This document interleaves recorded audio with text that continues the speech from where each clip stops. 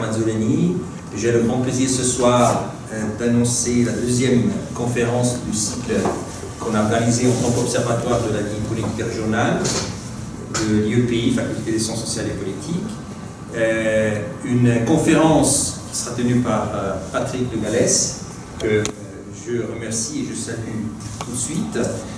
Conférence qui sera axée sur le thème acteurs et gouvernance des villes européennes. On aura également comme discutant Patrick Vera, que je remercie également, de la faculté des géosciences. Deux mots sur pourquoi on a organisé ce cycle. Un cycle qui se veut justement axé sur le thème des acteurs politiques et dimensions urbaines. Un cycle qui est en quelque sorte l'expression d'une volonté de promouvoir un débat un peu plus large au-delà de ce que est le projet Front National soutenu par le Front National suisse sur les transformations urbaines et l'évolution des élites politiques locales, qui vient juste de commencer, et qui, en quelque sorte, doit être nourri par les discussions, par les conférences qu'on vient d'organiser. Cette étude, brièvement, veut faire une analyse comparée de l'évolution des élus locaux dans 4 villes suisses depuis les années 40 et notamment montrer les liens entre les changements socio-urbains et institutionnels et politiques en relation à l'évolution du profil des élus politiques locaux et puis identifier des logiques de démocratisation et de professionnalisation donc justement le recrutement des élus locaux. Donc cela vraiment pour montrer pourquoi on a organisé également cette conférence, donc conférence qui sera tenue par Patrick de Galès, très connu en sciences politiques et en sociologie politique, mais je vais quand même en dire deux mots ici, donc directeur de recherche au CNRS et au Centre d'études européennes de Sciences Po, professeur de Sciences Po, doyen aussi de la nouvelle école urbaine de Sciences Po. Ces recherches menées depuis plusieurs années sont axées autour de 3 dimensions. D'un côté, gouvernance, action politique, transformation de l'État, la sociologie urbaine, et la sociologie économique et le political economy, les 3 grands axes qui, disons, marquent sa production scientifique, sa réflexion intellectuelle. Il a également reçu plusieurs prix pour ses travaux, dont le prix Stein-Rocan pour le livre Le Retour des villes en Europe, qui est un peu l'ouvrage de référence, si je veux me permettre, quand on pense à ses travaux. Donc un ouvrage qui a été réédité en 2011. Le Retour des villes européennes, société urbaine, mondialisation, gouvernement et gouvernance. Et ici, je mentionne quelques publications récentes parmi les multiples publications que vous pourriez voir sur le site personnel de M. Le Galès. Donc, quatre ouvrages, l'un sur l'évolution d'État, l'autre sur l'action politique, les questions de l'action publique, controverse et distance des effets, et puis un ouvrage tout récent d'un projet sur les villes et la mobilité des cadres supérieurs en Europe, que je mentionne ici, qui vient juste de paraître, je disais. Et ensuite, quand M. Le Galès terminera 40-45 minutes d'intervention, ce sera l'occasion de Patrick Vera de lancer la discussion autour de quelques enjeux thématiques qui sont propres évidemment à ses spécialisations et ses travaux en tant que spécialiste de la mobilité, de la démographie, et qui sont également connus. Et je pense que ce sera l'occasion aussi plus largement de discuter également les enjeux disons, politiques, plus proprement de politique, mais cela on va voir par la suite. Alors très volontiers, je te laisse la parole et j'essaye ici de te mettre en place ton propre PowerPoint. Voilà, j'ai réussi. Quelle chance. Merci beaucoup. Merci pour l'invitation. C'est toujours un plaisir de venir discuter avec les collègues de Lausanne, des choses que j'ai faites depuis quelques années. Les cheveux blancs pour sa ancienneté. Et je vois que Yanis aussi, donc on est à peu près de.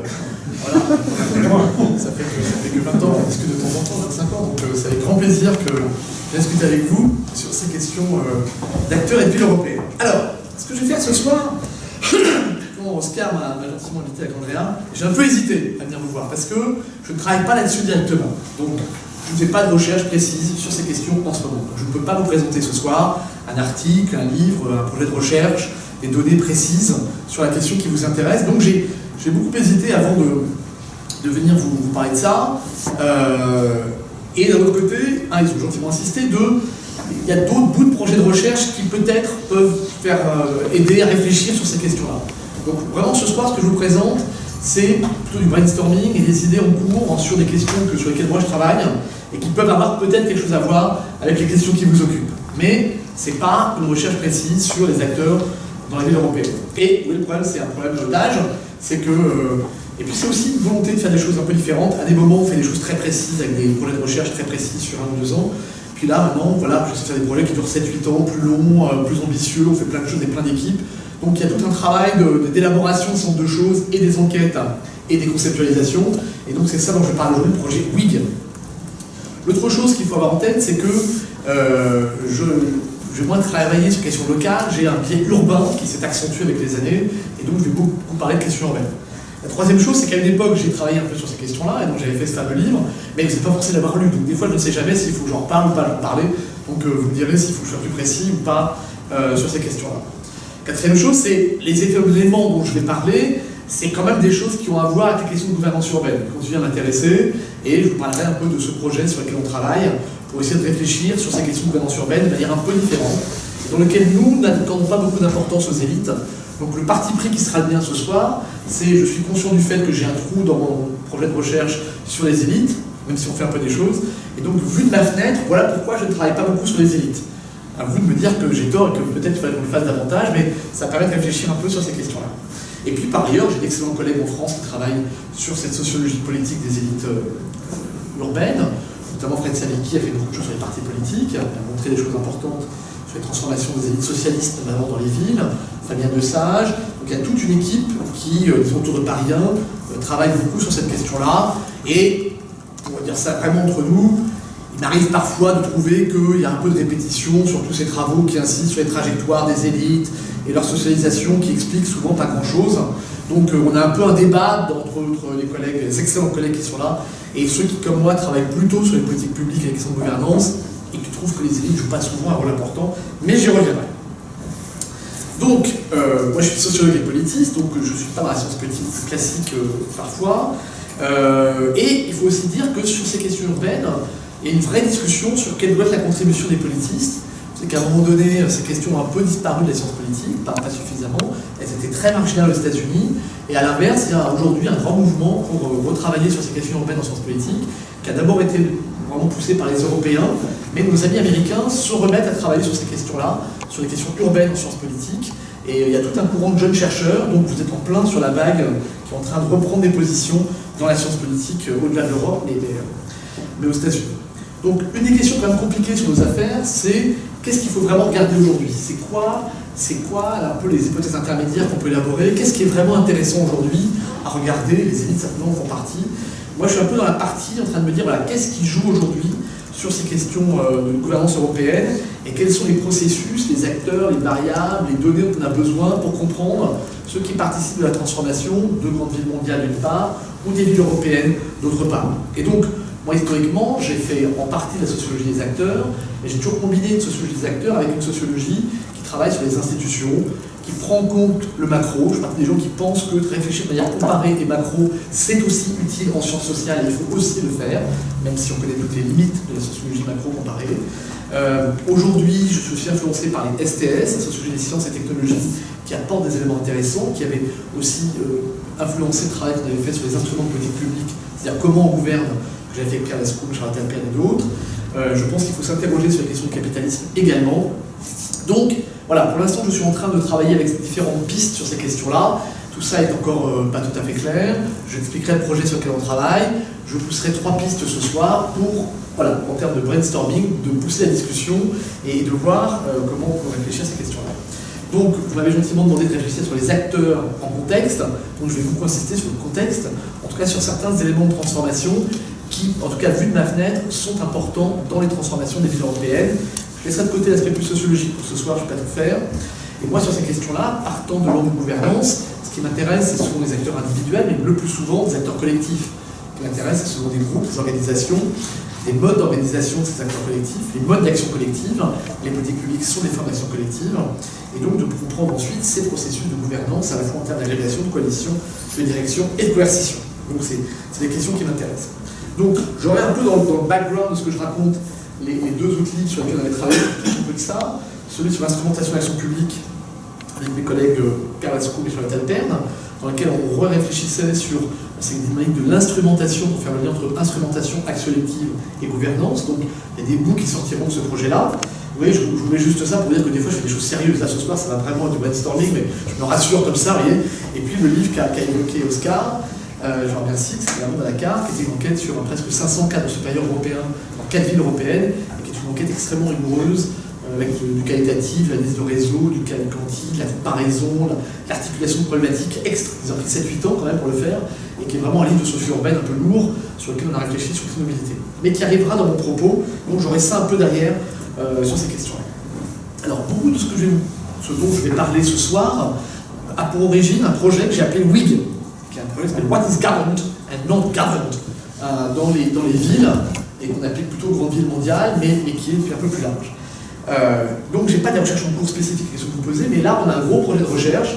On a commencé avec quelques collègues, donc le groupe Cities à Paris, notamment Thomas Vital, que vous connaissez, Charlotte Alterne, un groupe à Londres qui est un groupe à la fois de sociologues et de géographes, notamment Mike Laco, Claire Colomb, John Tomalet, un groupe à Mexico, Colegio de Mexico, avec Vicente Ugala et Yamina Costa, un groupe à São Paulo, avec Eduardo Marques, à l'Université São Paulo, département de sciences politiques, et puis il y a un groupe à Milan qui fait des choses un peu similaires, qui nous a rejoint, avec Bertrand Gauthier et ses collègues. Mais moi, je travaille surtout sur Paris, Londres, Mexico et São Paulo. Et en gros, on a lancé un énorme programme de recherche empirique pour réfléchir sur des questions de gouvernance urbaine dans 4 grandes villes mondiales, où on travaille à la fois sur les élites, et j'en dirai un mot, on travaille sur les objets des politiques urbaines, on travaille sur les aéroports, les réseaux d'eau, de déchets, les grands projets de rénovation de quartier.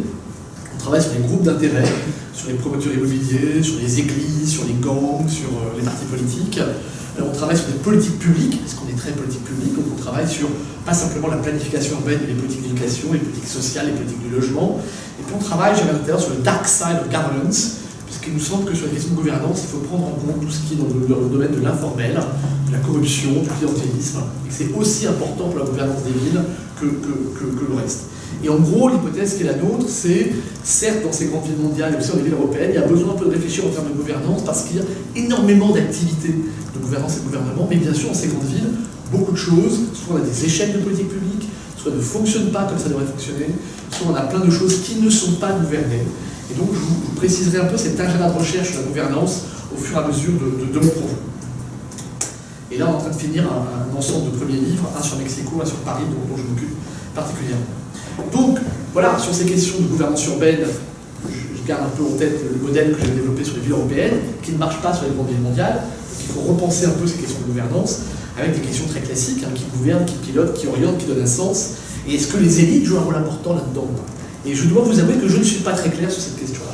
J'ai plutôt tendance à penser, dans mes travaux que j'ai fait depuis pas mal d'années, de temps en temps, c'est intéressant de regarder, mais dans l'ensemble, les élites en tant que telles, sauf de manière collective et comme groupe, les trajectoires individuelles, voilà, on a eu, comme je vous dis, un grand débat dans la science politique française sur est-ce qu'il faut regarder des groupes, un peu comme nous on l'a fait dans les analyses politiques publiques de gouvernance, ou au contraire faire la topographie des acteurs, des bases de données, travailler sur les trajectoires individuelles de ces élites.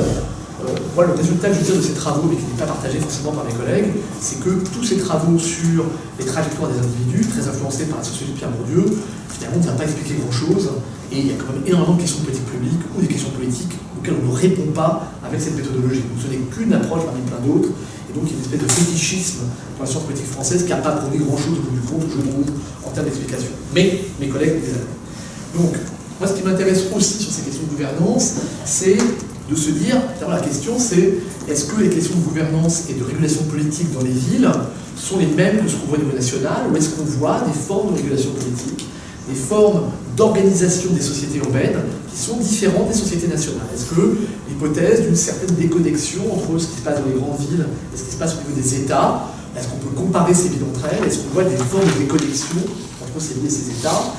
Il y a le fameux livre de Scott aussi, Like a State, vous connaissez, sur les politiques publiques et la rationalisation de l'État. Il y a un livre d'un Canadien qui s'appelle Brian Magnusson qui a un peu développé l'idée que le politique à l'échelle de la ville, c'est autre chose.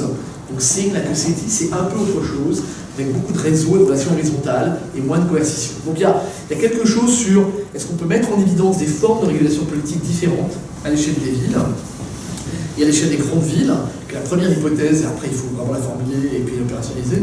Puis une deuxième hypothèse qu'on essaie d'élaborer, c'est dans quelle mesure aujourd'hui, qui pourrait être une question assez centrale pour la société européenne et ailleurs, ces questions politiques sont vraiment centrales pour comprendre ce qui se passe dans les villes ou dans les États. Je dis toujours à mes étudiants, les gouvernements gouvernent, certes, les travailleurs travaillent, les étudiants étudient. Et alors, donc on a dit ça, qu'est-ce qu'on a dit?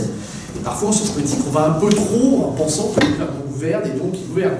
Sauf que ce qu'on regarde, quand on travaille sur l'articulation entre régulation sociale et régulation politique, ou entre régulation politique et marché, on voit bien qu'il y a plein de secteurs, plein de quartiers, c'est ce que disait Pierre Fabre, qui ne sont pas gouvernés ou très peu gouvernés. Il y a des secteurs informels, la finance est très peu gouvernée, c'est plus ou moins gouverné. Il y a très peu de choses non gouvernées du tout, il y a beaucoup de choses qui sont extrêmement faiblement gouvernées. Donc, tout l'agenda de recherche, c'est un peu d'essayer d'être en évidence ce qui est plus ou moins gouverné, et développer un peu des indicateurs, et puis de réfléchir sur est-ce qu'aujourd'hui, qui est une hypothèse, que vous trouvez chez Colin Crouch dans Post-Democracy, est-ce qu'on a une hypothèse chez Von Stray que peut-être le politique joue un rôle moins important dans l'organisation des sociétés par rapport à d'autres types de régulation, et que, oui, le shrinking political regulation, il y a peut-être quelque chose sur lequel il faut creuser. Et les grandes villes mondiales, c'est des bons terrains pour réfléchir là-dessus, parce qu'il y a plein de choses qui sont assez faiblement gouvernées, donc on peut réfléchir là-dessus. Donc, est-ce qu'on peut mettre en évidence des formes différentes de politique, des formes différentes de formation dans l'ordre politique? Est-ce qu'on peut mettre en évidence des formes de régulation politique particulières dans les grandes villes? Les amis géographes ont beaucoup avancé là-dessus.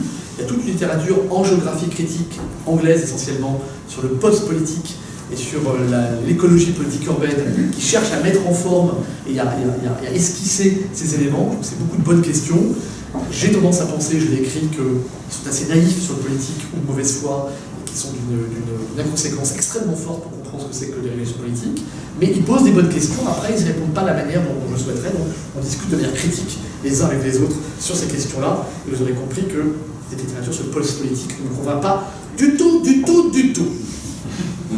Donc les questions qui nous intéressent sur ces questions urbaines, c'est des vieilles questions, donc c'est comment on gouverne des sociétés fragmentées plus inégales, quel est le rôle de la régulation politique, comment on articule les niveaux, comment on crée les capacités d'action collective pour donner une direction à ces sociétés, que devient l'État, comment est gouvernée l'économie, est-ce que tout ça s'explique par le libéralisme, comment on rend compte de cette espèce de grand alignement qu'on voit entre plein d'indicateurs qui sont de plus en plus urbains. On a quand même maintenant des hypothèses et des éléments de plus en plus structurants pour montrer qu'il se passe quelque chose dans ces villes qui ne se contentent pas d'être le lieu d'agrégation de différents indicateurs, mais qui produisent des effets assez différents. Donc la carte classique, c'est le Brexit, vous vous rappelez, qui est quand même assez spectaculaire, puisque le vote pour le maintien de l'Union européenne est à peu près uniquement localisé en Écosse, et puis dans les grandes villes, c'est-à-dire Londres, encore pas toutes, Manchester, Liverpool, Newcastle, Bristol, et puis voilà, quoi, en gros on a réglé, ce qui veut dire que quand vous êtes écossais et urbain, là vous êtes à Édimbourg, vous votez à 75% pour le Remain, et quand vous êtes rural, dans le milieu de l'Angleterre, vous êtes à 80% à voter Exit. Donc ce qui est intéressant, c'est qu'on a de plus en plus d'indicateurs de santé, de comportement politique, de valeurs qui sont concentrés sur ces questions urbaines. Derrière, il y a quelque chose qui se joue sur ces questions urbaines, qui mérite d'être creusé, et donc voilà, les travaux qu'on fait, c'est dans ce domaine-là. Donc, Does Governance Matter? C'est un domaine important, il y a besoin des échanges très vifs aujourd'hui dans la recherche urbaine, je dis ça pour les gens de sciences politiques. Dans le domaine de la recherche urbaine, il y a un débat au couteau extrêmement vif entre différentes approches. Mon copain Michael Storper a contribué de façon assez vigoureuse à ce débat. Entre une économie géographique plus positiviste, un peu orientée par les économistes, entre une philosophie politique plus post-foundational, influencée par le féminisme et le postmodernisme, les sciences politiques plus institutionnalistes, l'anthropologie postcoloniale, une science plus interprétative, donc il y a des débats entre Daniel Roy, Saskia Sassen, donc il y a tout un débat extrêmement dur sur comment on réfléchit ces transformations urbaines et qu'est-ce que nous dit le politique aujourd'hui. Donc là, il faut savoir qu'on est vraiment dans un débat vraiment très important, donc c'est intéressant. Dans tout ce débat-là, la question des élites est peu présente. À tort ou à raison, cette question des élites est extrêmement peu présente, elle n'est absolument pas chez les géographes, elle est très peu chez les sociologues, et elle n'est pas beaucoup en sciences politiques, sauf dans quelques travaux que vous avez mis dans votre projet. Il y a des travaux, pas énormément. Est-ce que c'est un sujet intéressant? Est-ce que ça reflète autre chose? Est-ce que c'est déterminant pour expliquer ces transformations de gouvernance urbaine? Ça reste des questions assez ouvertes. Et je voulais juste pointer du doigt, moi, les travaux que j'ai trouvés les plus intéressants sur ces questions-là, j'ai dit tout à l'heure, de William Gémiès et Patrick Hassen-Teufel, qui ont développé l'idée des policy élites, et donc de l'idée des élites qui sont en fait assez structurées, mais dans des secteurs particuliers de politique publique, et non pas comme élite d'un gouvernement au niveau central ou au niveau local. Donc j'y reviendrai tout à l'heure, je me sens que là, ils ont montré des choses empiriquement extrêmement intéressantes dans des secteurs particuliers. Donc dans ces questions de recherche urbaine, je vous liste juste ça. Je rappelle qu'il y a tout un ensemble de travaux qui nous expliquent que les transformations urbaines, c'est d'abord expliqué par un changement de paradigme qui est le néolibéralisme. Et donc, autour de Neil Brenner à Harvard, de Jenny Peck, etc., il y a tout un travail assez important pour rendre compte des transformations des politiques urbaines et de la gouvernance urbaine à partir du néolibéralisme. Là aussi, c'est un débat vif. Il y a un numéro spécial de la revue Territory, Politics and Governance qui vient de sortir et qui fait la contre-attaque par rapport à ça, donc dirigé par Gilles Pinson avec Max Torper, et quelques autres, où on n'est absolument pas d'accord avec ça, donc on discute avec eux. Il y a tout le travail autour de Bob Jessop, donc la version de marxiste, très intéressante à la fois sur l'État et sur la démocratie et la gouvernance. Il y a beaucoup de travaux dans les questions urbaines, plutôt chez les sociologues et les anthropologues, qui disent en fait les questions urbaines, c'est d'abord des questions de mobilisation, c'est des émeutes, c'est des révoltes, et donc il y a l'idée de cities without citizens, de citizens without cities plutôt, où il faut attendre la prochaine révolution pour que quelque chose change. Donc il y a un peu un fétichisme de tout ce qui se passe dès qu'il y a une mobilisation à Occupy Wall Street, c'est le truc qui explique tout le changement du monde. Ça n'a pas changé grand-chose, c'est intéressant, c'est important. De temps en temps, ça joue un rôle central, mais historiquement, voilà, c'est pas toujours le cas. Il y a toute une littérature maintenant sur le post-foundational political theory, autour de les auteurs que je vous évoque là, qui essaient de repenser la question politique. Voilà, c'est un sujet. Et puis il y a beaucoup d'anthropologues qui disent que tout ça est complètement passé, que la question politique et gouvernementale est du XXe siècle, et qu'on est dans un monde de catastrophe, d'ingouvernabilité, donc postmoderne. Donc c'est pas ce que je fais du tout, mais sachez que ces débats existent, et que ça nous amène, ça nous questionne un tout petit peu sur ce qu'on raconte de la gouvernance urbaine, et ça peut nous amener à réfléchir sur les questions de démocratie, sur les questions de gouvernance, à peut-être penser des conceptualisations moins positivistes et plus ouvertes sur deux phénomènes qui peuvent se passer, et à réfléchir ensuite sur la question des équipes. Donc voilà un peu ce que je voulais préciser sur mon point de départ. Donc je vais aussi rappeler que la question pour laquelle je suis sociologue, c'est que gouverner et gouvernance, pour moi, c'est toujours une relation. Donc il y a qui gouverne, comment on gouverne, mais aussi qui est gouverné. Et quand même, ce qui caractérise nos villes en Europe et ailleurs, c'est que le qui est gouverné est de plus en plus compliqué. On a plus de migration, plus de diversité, plus de groupes ethniques, culturels divers et variés, et que ça change aussi la manière dont on pense les questions de gouvernance et de gouvernement. Donc, une société urbaine, c'est un peu Jackson Pollock, vous voyez, c'est des trucs assez compliqués, avec des gens très mobiles, et de plus en plus mobiles, avec de plus en plus de réseaux. Vous savez que les villes, c'est, comme dit Pierre Belz, des lieux et des liens, c'est toujours une articulation entre des circulations et des territoires qui ont leur propre histoire. Et cette articulation entre les deux, on a un peu de mal à la comprendre aujourd'hui, à la mesurer et à en rendre compte sur ce que ça veut dire en termes de gouvernance. Et je trouve que pour les politistes, c'est une question intéressante de rendre compte de ces questions-là. Donc pour moi aujourd'hui, ces questions de gouvernance, on a essayé de refaire un peu l'agenda, notamment avec mon collègue Tommaso Vitale, et on essaie de se poser les questions classiques de qui gouverne, donc là ça nous renvoie aux élites, et de réfléchir sur la longue durée de certaines élites ou pas. Comment on gouverne, ça c'est plutôt ce qu'on a fait sur les instruments de politique publique, qui est un des cœurs de métier de ce qu'on a fait au sein de l'Union européenne, et on a pas mal de travaux sur ces questions-là. Pour quels résultats on fait des politiques publiques? Donc nous on pense que à qui profite le crime, c'est toujours une question fondamentale, donc qui sont les clientèles, qui sont les victimes, pour quelles raisons, c'est intéressant aussi. Moi je pose toujours la question de qui est gouverné, et je trouve que dans les questions urbaines c'est ça qui nous permet de réfléchir, au niveau de l'État-nation, on réfléchit un peu moins ce terme-là, et on voit bien qu'on a des populations extrêmement différenciées, avec le développement par exemple de l'informel dans plein d'endroits. Vous savez que dans Paris aujourd'hui, on a le développement des squatteurs, le développement des bidonvilles qui reviennent en force dans la région parisienne. Donc, qui est gouverné, c'est vraiment une question centrale pour moi, pour ces questions-là. Et puis on peut se poser la question que posait Pierre Belz, c'est-à-dire Pierre Fabre, c'est qui gouverne quand personne ne gouverne. Lorsqu'on a très des faibles capacités de gouvernance, qu'est-ce qui se passe? Et bien dans un certain nombre de villes, on sait que ça peut être la famille, ça peut être le marché, ça peut être les gangs, ça peut être les mafias. Il y a plein de mécanismes alternatifs. Et réfléchir sur la gouvernance, ça veut dire d'essayer d'opérationnaliser, de mesurer le jeu de ces mécanismes alternatifs dans la formation de la gouvernance. Donc le dark side of governance, c'est aussi important que les aspects officiels du gouvernement. Et pour moi, les élites des activités informelles sont aussi importantes que les élites du gouvernement dans ces questions-là.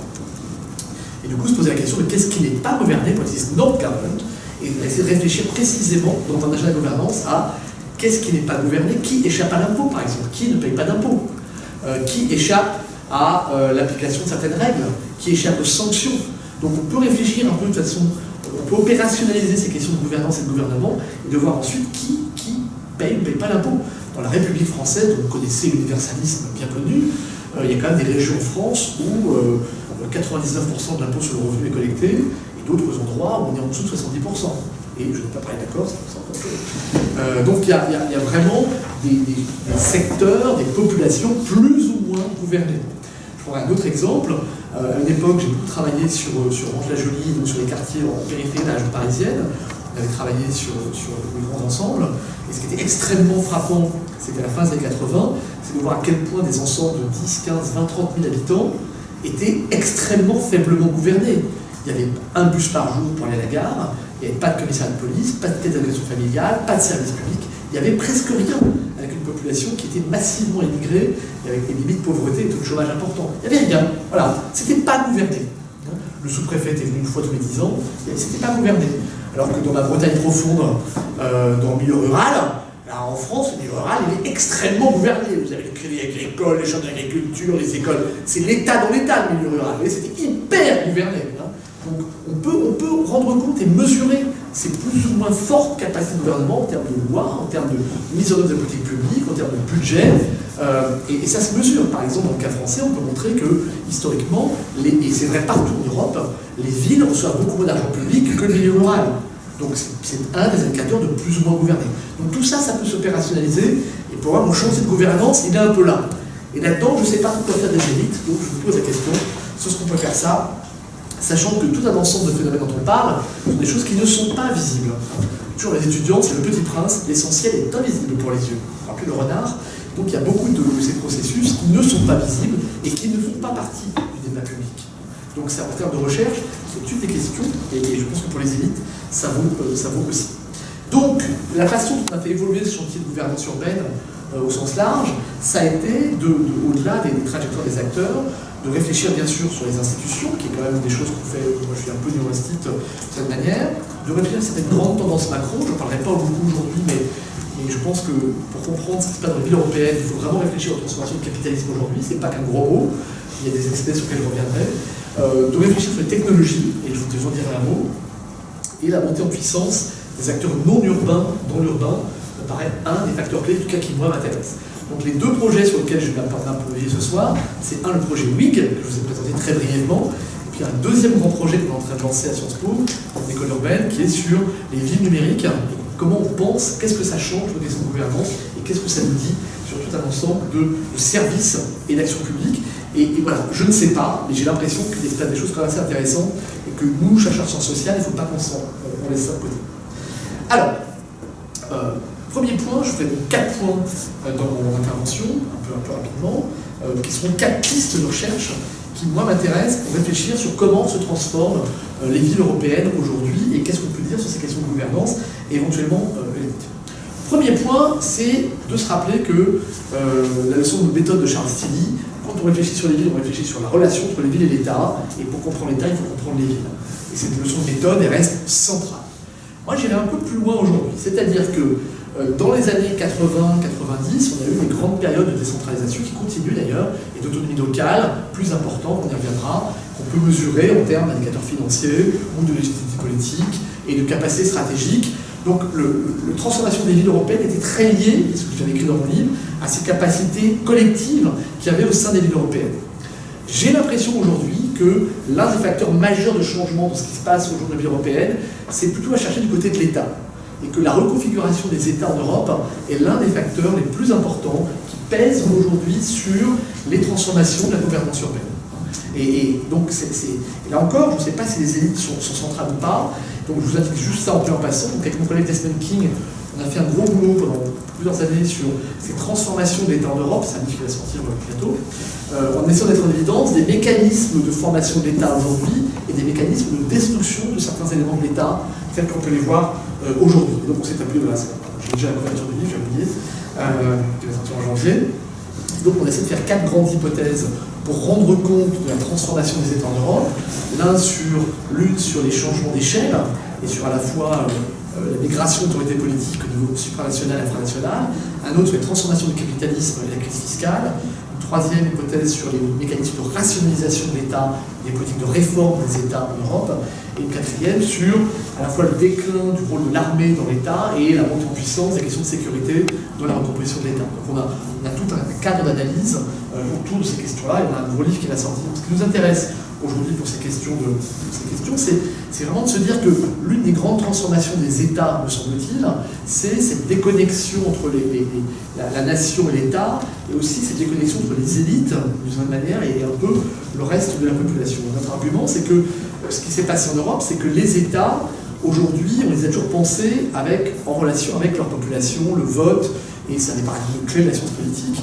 Or, quand on regarde ce que font les États, leurs activités, et qu'on les regarde plutôt du côté des politiques publiques, on a plutôt tendance à mettre en évidence le fait que, alors je m'appuie en partie sur Chris Bickerton, notre collègue de Cambridge, c'est que les États aujourd'hui, ils ont de cette manière trois groupes en face de qui sont responsables. Ils ont bien sûr leur population, qui s'exprime en termes de vote, ça c'est la version classique de démocratie, et ce que montre très bien Bickerton, c'est que les politiques publiques sont aussi le résultat des négociations permanentes entre les élites de l'État, les élites des autres États européens et de l'Union européenne. Donc les États sont pris un peu en sandwich, entre d'un côté, on prend des décisions, on fait évoluer tout un ensemble d'actions publiques en relation avec sa propre population et en relation avec les élites des autres États européens et l'Union européenne. Par le member state, État membre, qui est vraiment un type d'État particulier, qui provoque plein de déconnexions et de conflits entre ces deux niveaux. Et nous, on rajoute un troisième niveau qui est le fait que les États européens soient aujourd'hui extrêmement endettés. Ça veut dire que les marchés financiers votent chaque semaine, ce que dit Bob Hochstreck, et que les marchés financiers et tout un ensemble au-delà des marchés financiers d'organisations transnationales jouent un rôle dans l'évaluation des performances, du paramètre, des frontières, de ce que doivent faire les États. Donc en fait, il me semble qu'il y a trois constituencies en anglais, trois groupes qui pèsent sur comment évoluent et se transforment les États. Ces organisations transnationales, notamment qui jouent un rôle de paramétrage, de production de données, par exemple PISA sur l'éducation, pour donner un exemple, les groupes au sein d'États membres européens et les populations. Et donc, on voit bien que ce n'est plus du tout les mêmes États et que ça explique une partie de cette transformation d'État. Et dans ce cadre-là, ce que font les élites nationales, c'est quand même très marqué par le poids de ces trois groupes. Et que les autonomies de ces élites, il est très très très relatif. On voit bien que ça joue un rôle pas très important par rapport à d'autres facteurs qu'on peut mettre en évidence si notre analyse est la bonne. Ça a une conséquence, il faut le faire un tout petit peu, sur la question des villes. Ça, c'est juste que les États ne disparaissent pas, mais je ne vais pas faire ça maintenant. C'est que quand on regarde ces relations entre l'État et les villes, on a un premier élément qui est assez clair, c'est que les politiques urbaines des États ont évolué dans pas mal d'endroits et que l'interdépendance entre ville et État a profondément évolué. D'un côté, les États essayent d'appliquer de l'austérité et des politiques de réduction des budgets au niveau local, ça c'est une première chose, mais de l'autre, les États sont aujourd'hui dépendants des villes. Les villes sont le lieu de la production économique, et je reviendrai tout à l'heure, ça continue à s'accroître.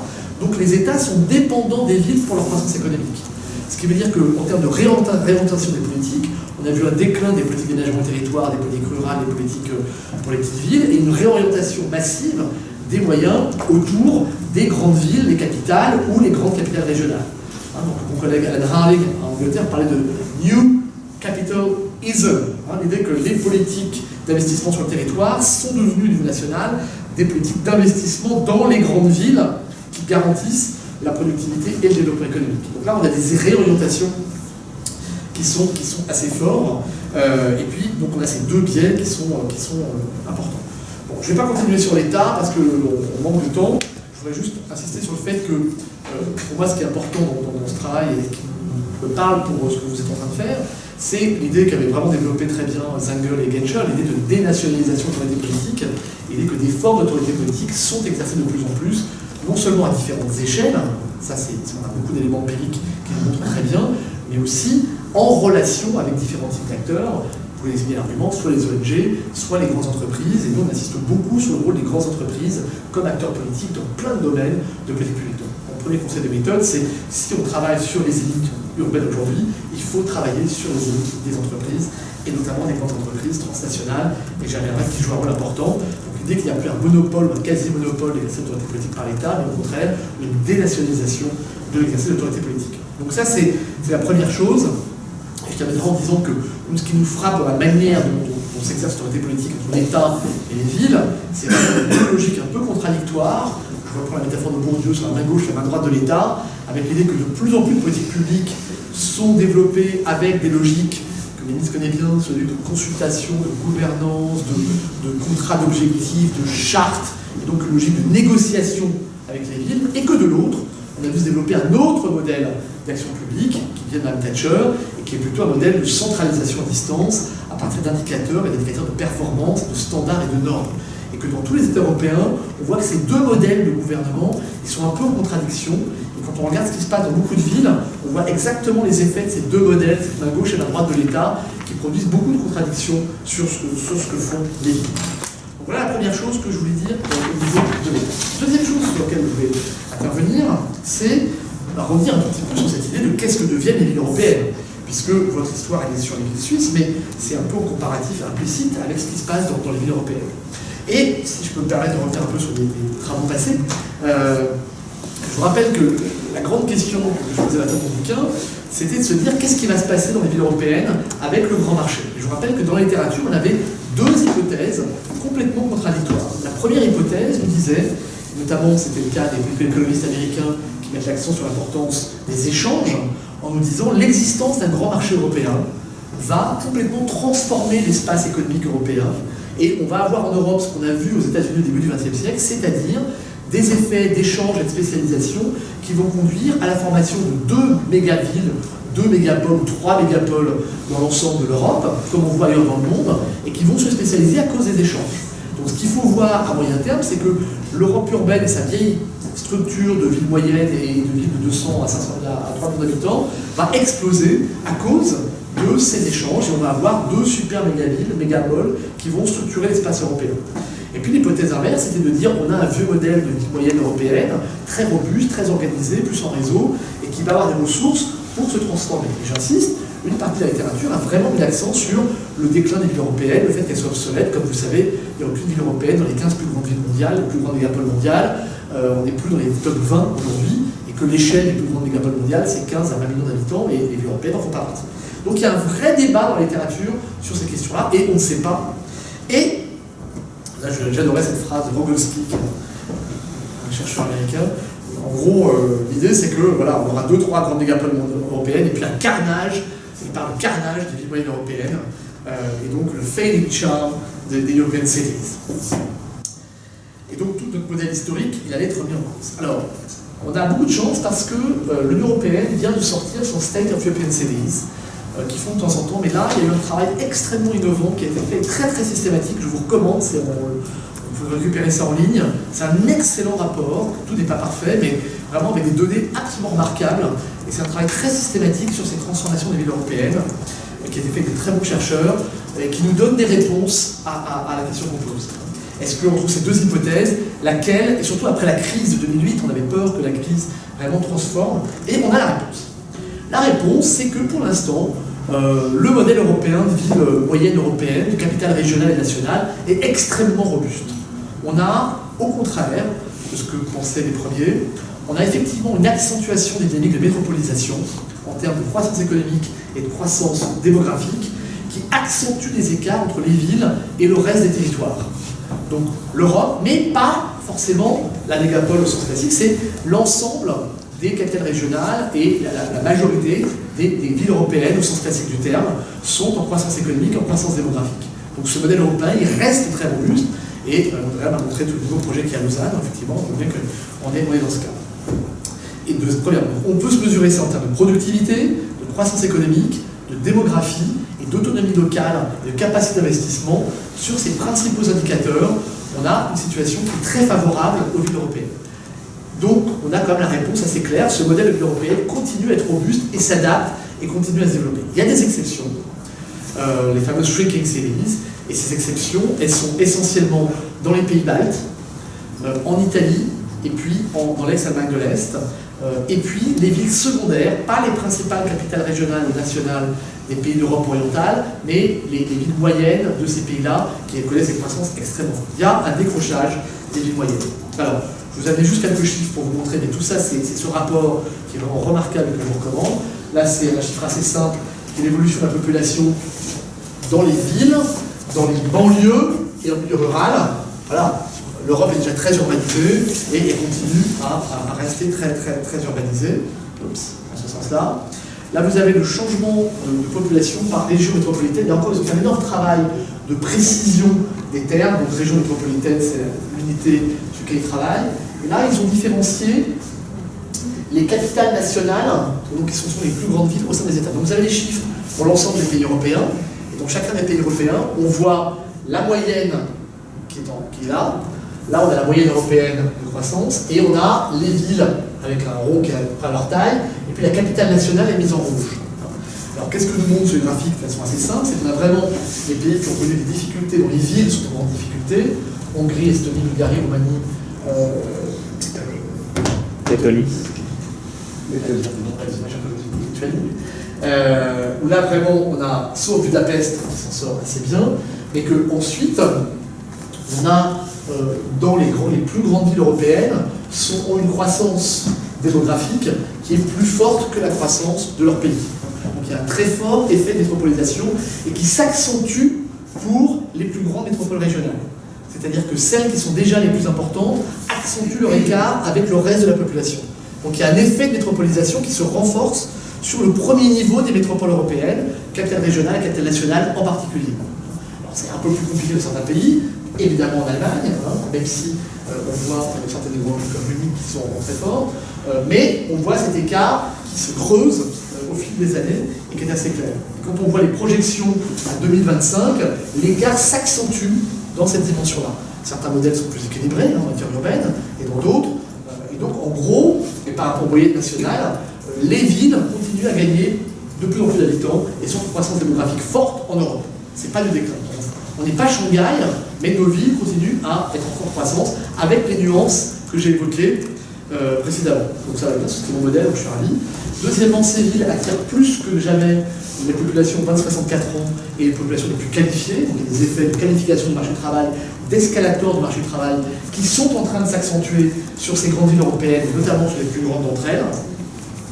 Ces villes sont aussi celles qui attirent le plus les migrants venant de l'extérieur. Donc elles croissent à la fois par démographie et par taux naturel et par immigration.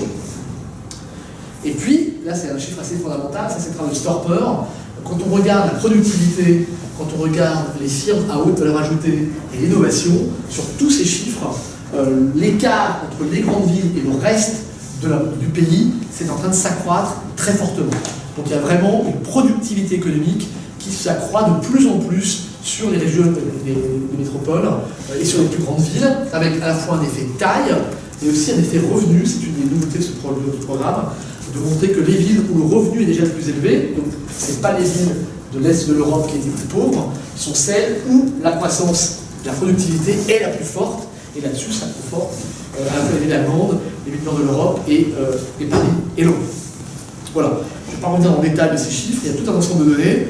Évidemment, il y a des risques de pauvreté qui vont avec, mais on a vraiment un message qui est extrêmement clair sur la croissance et ce modèle robuste européen avec la problématique de l'Europe orientale, sauf les capitales de l'Europe orientale.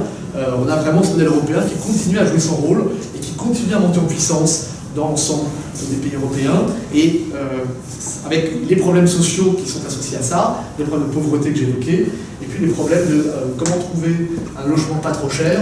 Et là, vous voyez que les villes les plus productives sont celles où on a un gros problème d'accès au logement. Donc c'est pas pour dire que ces villes vont bien, c'est pour dire qu'elles ont des indicateurs qui sont récents. Après, il y a plein de problèmes sociaux qui sont importants. J'arrête là-dessus. Dernier point que je voulais évoquer, c'est le fait qu'elle continue à être des villes avec des acteurs stratégiques extrêmement forts. On a quand même plein d'enquêtes qui démontrent que ce modèle de capacité d'action collective, de stratégie d'investissement, de planification urbaine continue à jouer un rôle important, avec beaucoup de projets dans beaucoup de villes. Donc cette dynamique politique est importante et que les indicateurs d'autonomie locale, on regarde la capacité d'investissement, l'autonomie fiscale, l'accès au centre, etc. Ils ont fait aussi un gros travail. Continue à être favorable aux villes. Vous savez qu'aujourd'hui en Europe, en moyenne, 50% de l'investissement public est fait par les grandes villes, est fait par les autorités locales. Donc l'investissement public, c'est un bon indicateur de la capacité à préparer l'avenir. Donc 50% de l'investissement public est fait par les autorités locales et régionales en Europe. Si on enlève un peu l'Europe orientale, on est à plus de 60%. En France, c'est 75%. 75% de l'investissement public est fait par les autorités locales, et ça veut dire essentiellement les villes, très massivement. Donc l'avenir de nos sociétés, il est fait par les villes.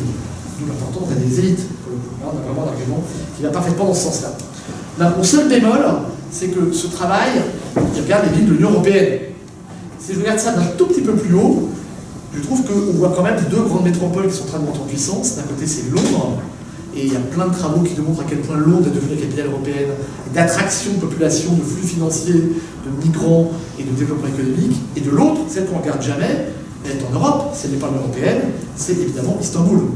Istanbul qui est en train de passer de 15 à 20 000 habitants, qui a des projets pharaoniques qui sont installés, le gouvernement turc investit massivement sur Istanbul, qui devient un centre financier majeur. Donc il n'est pas impossible qu'on ait à la fois ce réseau européen qui reste très structurant, mais je n'exclus pas l'hypothèse qu'on ait quand même deux grandes mégapoles qui sont en train de jouer un rôle plus important, l'une étant Londres, peut-être avec Paris, et de l'autre côté, Istanbul. Et je trouve que sur nos questions européennes, il est important qu'on regarde la nouvelle cité financière d'Istanbul, qui joue un rôle très important. Et comme vous savez, la finance devient un des mondes qui est le plus important pour le développement urbain aujourd'hui. Donc réfléchir sur les villes, je vais y revenir, c'est réfléchir sur la finance. Troisième point, je pense que dans ce que je regarde sur les villes européennes, je regarde mon temps, ouais, je traîne. Troisième point très rapide, au-delà des acteurs des politiques urbaines, nous avons travaillé historiquement sur les groupes d'intérêt, sur la mobilisation, sur les institutions. On voit, c'est un des apports de la sociologie, des sciences et technologies, c'est vraiment les questions qu'on se pose sur des acteurs non urbains qui jouent un rôle de plus en plus important sur les questions urbaines. Et je voudrais attirer votre attention là-dessus. Moi, je vois dans pas mal d'endroits d'autres types d'acteurs qui jouent un rôle, on ne sait pas trop comment on met ça en question de gouvernance, et pour moi, c'est un agenda de recherche qui est assez important. C'est évidemment des acteurs comme les grandes plateformes d'intégration des services, c'est les grands intégrateurs de données, notamment Cisco, IBM, etc. C'est les grandes entreprises qui sont dans les services, Google, Amazon, Orange, et qui jouent un rôle extrêmement important de production de données et de traitement de données qui vont jouer un rôle dans la gouvernance de ces villes européennes ou ailleurs. On ne connaît pas bien tout ça, c'est en train de jouer un rôle très important, des modélisations de villes, il y a tout un ensemble de villes virtuelles qui sont en train d'être créées par le terme d'Assosystème, c'est des opérateurs majeurs de la logistique. Et à côté d'eux, on a eu aussi une concentration capitaliste des grandes firmes de services urbains, pour certains étant engagés historiquement, c'est vrai pour l'eau, pour l'électricité, pour les télécoms, pour les conglomérats coréens et japonais, et je vous rappelle qu'il y a tout un projet de grandes infrastructures maintenant qui sont réalisées par d'autres acteurs qui sont pas sur bonne habitude. Qui a fait le nouveau port de Barcelone? Ce sont les Chinois. Le nouveau port de Barcelone, c'est pas secondaire dans la gouvernance de Barcelone. Lorsque à Paris, on fait actuellement le grand projet urbain du Grand Paris Express, un projet à 25-30 milliards d'euros, un jour, le fonds souverain chinois a dit si vous voulez, on achète toutes les gares, puis on fait de la promotion immobilière. Donc vous avez des acteurs qui jouent un rôle absolument central avec des puissances financières majeures et d'ingénierie, et qui jouent un rôle dans l'organisation de ces grandes villes. Et que nous, en sciences politiques, on ne regarde pas toujours. Alors, je pense que cette politico-économie des villes, il faut regarder ces acteurs qui sont absolument centraux. Et dans cette idée de limite de la régulation politique, le rôle de ces grands acteurs, il me semble-t-il assez central dans plein de villes. En tout cas, moi, je les vois très fortement. Pourquoi je vais en arrière et en avant, c'est plus simple. Deuxième type d'acteurs qui joue un rôle important, c'est les fonds financiers. On sait qu'aujourd'hui, high-tech et finance sont les deux moteurs du développement urbain. C'est les deux moteurs majeurs de croissance économique et qui produisent des bouts de ville et qui produisent sur des villes, y compris en termes de retour des cités-États. Vous pouvez penser à Panama, à Dubaï, c'est ce moteur financier fondamental. Vous savez qu'à Londres, on a donné la moitié des grues en Europe étaient situées à Londres. C'est vraiment, il y avait de nouveaux projets de développement. Et tout le développement de Londres, il y a 200 tours en construction, 400 autorisés à Londres aujourd'hui. 400 tours autorisés à Londres aujourd'hui. La plupart d'entre elles resteront vides. c'est des fonds financiers qui viennent de partout dans le monde et qui investissent dans Londres comme une ville coffre-fort. Donc il y a des productions urbaines majeures, et on en voit des petits bouts à Lyon, des petits bouts ailleurs. On a des investissements financiers majeurs dans le logement. On a des promoteurs qui vont acheter le gros bout de logement social à Leipzig, par exemple, des fonds de pension. On a ces fonds qui investissent et qui financent les infrastructures dans tout un ensemble de domaines et de villes en Europe. On a des villes qui ne trouvent pas de finances, justement, pour pouvoir travailler. Donc, dans toutes ces questions d'infrastructure, de rénovation urbaine, de logement et de nouveaux quartiers, ces fonds financiers sont des acteurs absolument majeurs qui jouent un rôle de plus en plus important, d'autant que ce qu'on voit dans les questions urbaines, c'est qu'une partie des bouts de ville deviennent des bouts liquides financiers. En anglais, on dit assetization. Ça veut dire que de plus en plus de bouts de ville font partie des portefeuilles financiers des grands fonds de pension, des grandes banques. Ça veut dire que des bouts des quartiers, des centres commerciaux, des tours sont achetés, vendus en permanence par les grands acteurs financiers. J'aime bien cet exemple, vous connaissez la tour Gherkin à Londres, créée par Norman Foster. Elle a été vendue, je crois, 3 fois depuis qu'elle a été créée. La dernière fois, ils l'ont vendue aux enchères, il y avait 200 candidats. Elle a été vendue pour 650 millions de livres. Et elle va être revendue tous les 3-4 ans. Donc ça devient des actifs financiers comme les autres. Et des bouts entiers de villes deviennent des actifs financiers. Donc cette financiarisation des villes, c'est vraiment une dynamique qui est évidemment beaucoup plus importante à Londres, soit à Francfort, à Amsterdam, un peu à Paris, que dans d'autres villes européennes. Mais on en voit des bouts dans plein d'opérations et dans tous les bouts d'opérations de beaucoup de villes européennes à une plus petite échelle. Et ça paraît des élites qui mériteraient d'être analysées davantage que ce qu'on a fait. C'est évidemment vrai aussi pour les grands projets d'infrastructure et le développement des partenariats publics-privés. Dernier point, j'en aurais fini, 2 minutes, la grande question des biens numériques. Donc, comme je vous l'ai dit, nous, on est en train de travailler sur un programme de recherche sur ces questions-là aujourd'hui, comme tout le monde, parce que tout le monde essaie de comprendre ce qui va se passer. Et quand même, c'est quand même des questions intéressantes, surtout qu'on voit des acteurs non urbains qui deviennent des acteurs urbains majeurs. Donc c'est pour ça aussi que c'est intéressant. Évidemment, il y a du numérique depuis assez longtemps, c'est une logique de numérisation de processus, c'est pas des choses nouvelles, mais on voit bien qu'on a le passage de processus de numérisation dans l'ensemble d'activités à un système d'ensemble qui intègre toutes ces données et tout un ensemble de processus. Les villes, donc c'est l'idée de Smart City, Smart Grid, et qui n'est pas simplement l'informatisation au sens classique. Donc cette idée de ville digitale, on a des modélisations qui sont villes, y compris, vous voyez, donc il y a des jeux vidéo maintenant, on a plein de données. Ubisoft, qui est une boîte bretonne, a maintenant des jeux où vous pouvez trafiquer, vous avez des données sur les villes, vous pouvez changer le réseau d'eau, changer la forme urbaine, on peut faire des choses absolument passionnantes sur ces villes. Qui gouverne, intéressant.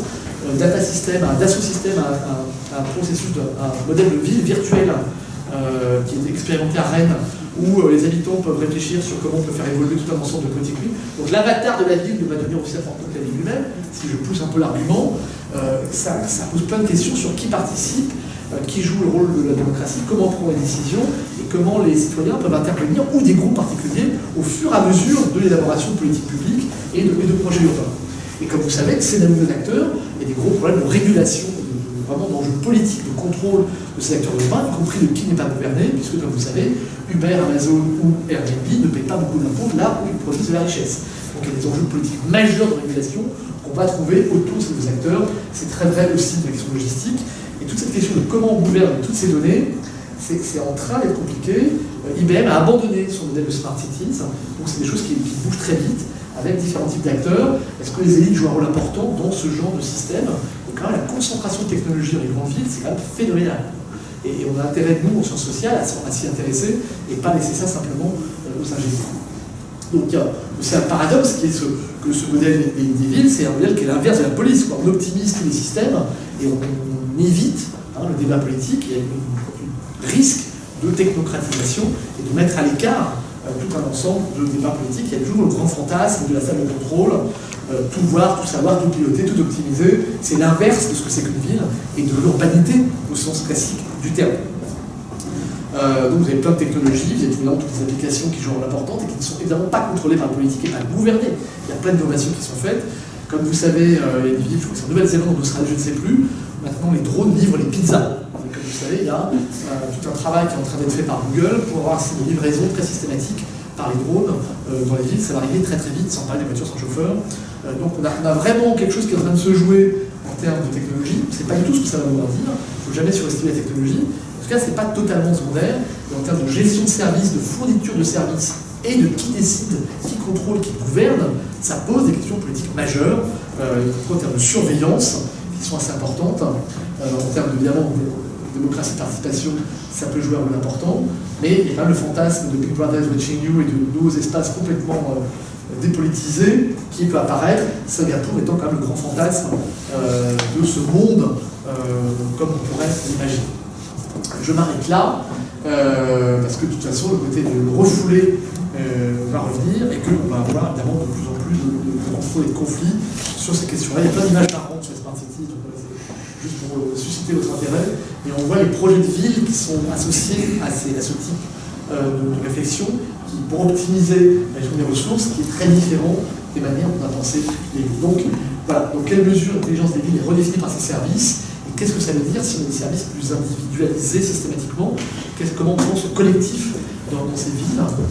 Qu'est-ce que ça va produire en termes à la fois de réseaux horizontaux et d'opportunités avec ces applications, mais en même temps de capacité de contrôle pour certains groupes? C'est vraiment des questions politiques fondamentales qui sont importantes pour nous. Donc, on ne sait pas trop. J'insiste sur le fait qu'il y a des choses très étonnantes qui se passent. Je tiens juste là-dessus, mais il y a eu par exemple un drame en France où il y avait un appel d'offres pour construire une université, comme construire ce bâtiment. Et pour la première fois, les groupes de construction ont perdu. Donc, la construction universitaire a été gagnée par Orange, le groupe de télécom, en disant, vous savez, construire une université, c'est en fait assembler des informations, et on va mettre les usagers au centre, et on va réfléchir à la formation du bâtiment avec des flux d'informations qu'on doit gérer, et nous on sait faire. Et après on met les constructeurs autour. Donc c'est en train de changer les rapports de pouvoir entre différents types d'acteurs qui construisaient la ville. Panique chez les constructeurs de logements et les constructeurs en France sur ces questions-là. On voit plein de choses très étonnantes qui vont se passer et d'autres. Conclusion très rapidement. J'essaie de vous montrer que le modèle de ville européenne classique reste un modèle robuste avec des exceptions et que ces questions d'autonomie, de légitimité, de capacité stratégique restent absolument centrales dans les transformations des villes européennes, avec des exceptions et avec de fortes turbulences, à la fois pour des raisons d'évolution économique que j'ai à peine esquissées et des évolutions technologiques qui, me semble-t-il, vont mettre un peu le bazar. Ça nous amène à réfléchir à différents types d'acteurs. Quels acteurs on doit étudier pour la gouvernance urbaine européenne?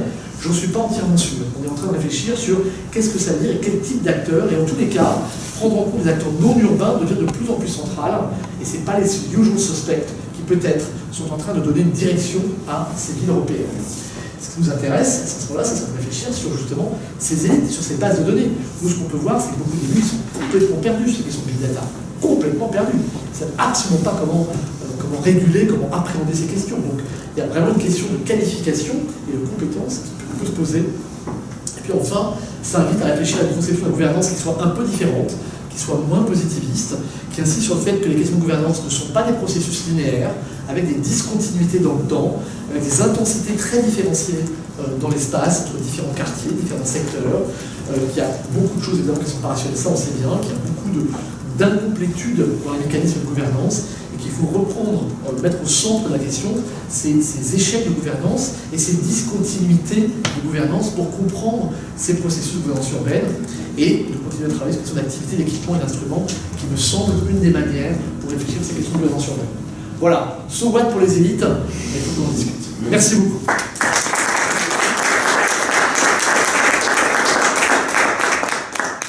Très bien, donc on laisse la parole à Patrick Vérard pour sa intervention, réflexion, question. D'accord. Merci beaucoup, merci pour cette présentation très riche et puis avec effectivement beaucoup d'idées très stimulantes pour nous qui travaillons en fait sur la ville ou sur la gouvernance. Peut-être en préambule dire que je ne suis pas un spécialiste de ces questions-là, ce qui va expliquer aussi la manière dont je vais réagir à votre présentation. Moi, je suis un géographe qui s'intéressait notamment à l'évolution des villes et puis à l'évolution des villes suisses, et puis essayer de comprendre les mutations de ces espaces tels qu'on peut l'observer depuis, on va dire, deux décennies. Et puis, j'aimerais réagir en fait en 3 temps, on va dire, en reprenant les 4 grandes questions que vous avez présentées et qui ont structuré votre exposé. Peut-être commencer par la deuxième question, qui permet aussi de montrer un peu quel est mon point de départ, où je me situe, puisque la deuxième, c'est que deviennent les villes européennes. Moi, je me suis intéressé à la question, mais que deviennent les villes suisses, où finalement, on observe quand même pas mal de choses similaires, c'est-à-dire des villes qui ont perdu des habitants, en gros, entre les années, fin des années 60,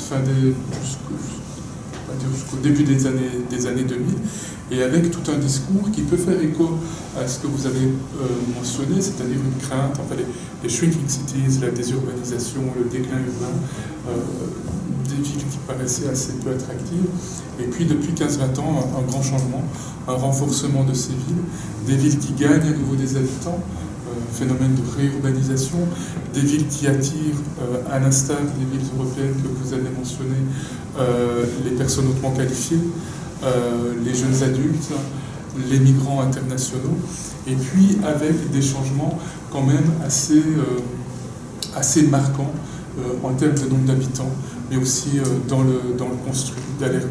Les friches industrielles qui étaient vues comme un problème deviennent une ressource, on voit l'apparition de nouveaux quartiers. Et puis finalement un modèle, une armature urbaine suisse qui, à l'instar de ce qu'on peut voir à l'échelle européenne, se renforce. Ce processus aussi de métropolisation. Ça, c'est un peu le point de départ, avec un diagnostic, je dirais, qui est partagé entre ce qu'on peut observer à l'échelle européenne et si on zoome à l'échelle de la Suisse. Et le deuxième point, qui est la relation en fait ville-État, qui était votre première question. Ce qu'on observe, c'est que la population des villes change. Elle change quantitativement, elle change aussi qualitativement. Et puis cette relation État-ville, on peut la voir un peu de manière top-down, c'est-à-dire l'État qui va, par sa restructuration, par des mesures d'austérité, par des mesures de décentralisation, donner plus ou moins de poids, plus ou moins de marge de manœuvre aux villes. Et puis, si on regarde l'actualité récente, j'ai l'impression que il y a aussi une tension, en fait, qui est plutôt bottom-up. Vous avez montré la carte du Brexit, où on voit cette tension entre des villes, entre certains points du territoire et puis le reste, où l'État, finalement, qui va mettre en œuvre le Brexit, alors que les villes, en particulier Londres, mais d'autres, auraient voté différemment. Alors, ce qui est intéressant, c'est que le Brexit, ce n'est pas un cas isolé. On peut bien sûr faire référence aux élections américaines, où finalement il y a quand même des décisions qui seront imposées aux villes, alors que si on regarde le vote des villes, le comportement est assez différent du comportement des États. L'élection ce week-end en Autriche montrait aussi cette confrontation. Et puis en Suisse également, en fait, il y a une thèse qui est sortie il y a 1 ou 2 semaines à l'école polytechnique fédérale de Lausanne, qui montre que pendant, alors je ne sais pas ce que les politologues de l'INIL en pensent, mais qui montre en fait que pendant les années 90, c'est le Rösti-Graben, c'est-à-dire l'opposition, la barrière de Rösti, l'opposition entre Suisse latine et Suisse alémanique qui prédominait. Et puis maintenant, on a plutôt une opposition entre les centres urbains et puis le reste du pays, des centres urbains qui auraient une sensibilité politique de plus en plus identique. Donc, qui m'amène un peu à cette première remarque ou question, est-ce que finalement, ces relations ville-État, est-ce qu'il n'y a pas une tension de plus en plus forte qui se crée et qui est peut-être pas due de manière directe par de grands changements structurels, mais plutôt aussi par un changement de la population, par des modes de vie, par des aspirations, par des valeurs qui opposent les territoires et puis qui rendraient en fait les relations ville-État peut-être plus conflictuelles. Puis là, peut-être de remettre la troisième question sur les acteurs politiques urbains ou au-delà des acteurs politiques et la quatrième sur les smart cities. Quand j'entendais votre exposé et puis quand je pensais au projet FMS mené par Oscar notamment sur les élites urbaines, j'avais l'impression qu'il y avait un peu deux phénomènes.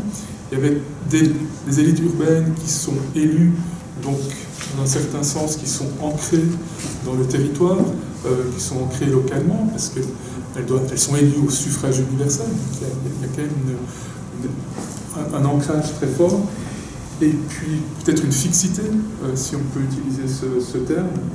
Et puis, par rapport à cet ancrage local et cette fixité, eh bien, il y a de très grands acteurs qui se caractérisent non seulement par leur taille, mais par leur mobilité ou par leur fluidité, par cette possibilité de...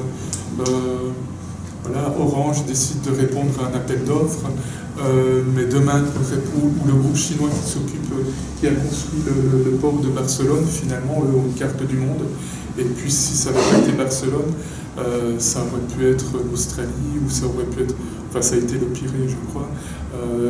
Ça aurait pu être n'importe...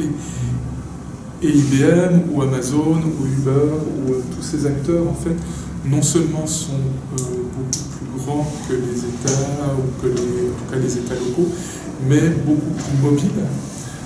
Donc, quelle est un peu la marge de manœuvre aussi de ces élites locales par rapport à un monde de plus en plus fluide, de plus en plus mobile, avec d'autres acteurs qui où on voit que finalement les innovations technologiques, mais aussi les innovations sociales, finalement Uber c'est peut-être plus une innovation sociale qu'une innovation technologique en tant que telle, une chose pour Airbnb.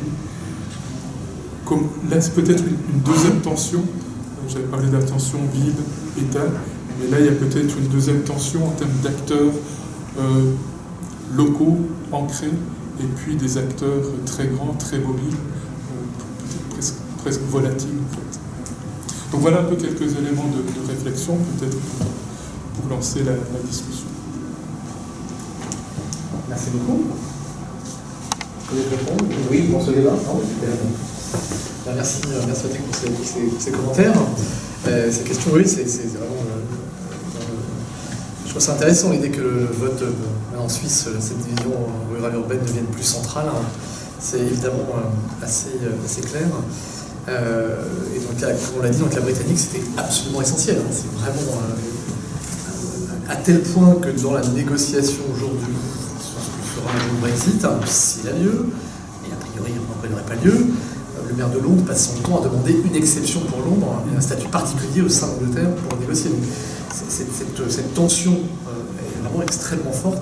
Et alors, c'est pas des tensions complètement neuves, c'est des tensions entre les villes et l'État, c'est des vieilles histoires, c'est pour ça que c'est toujours intéressant de regarder.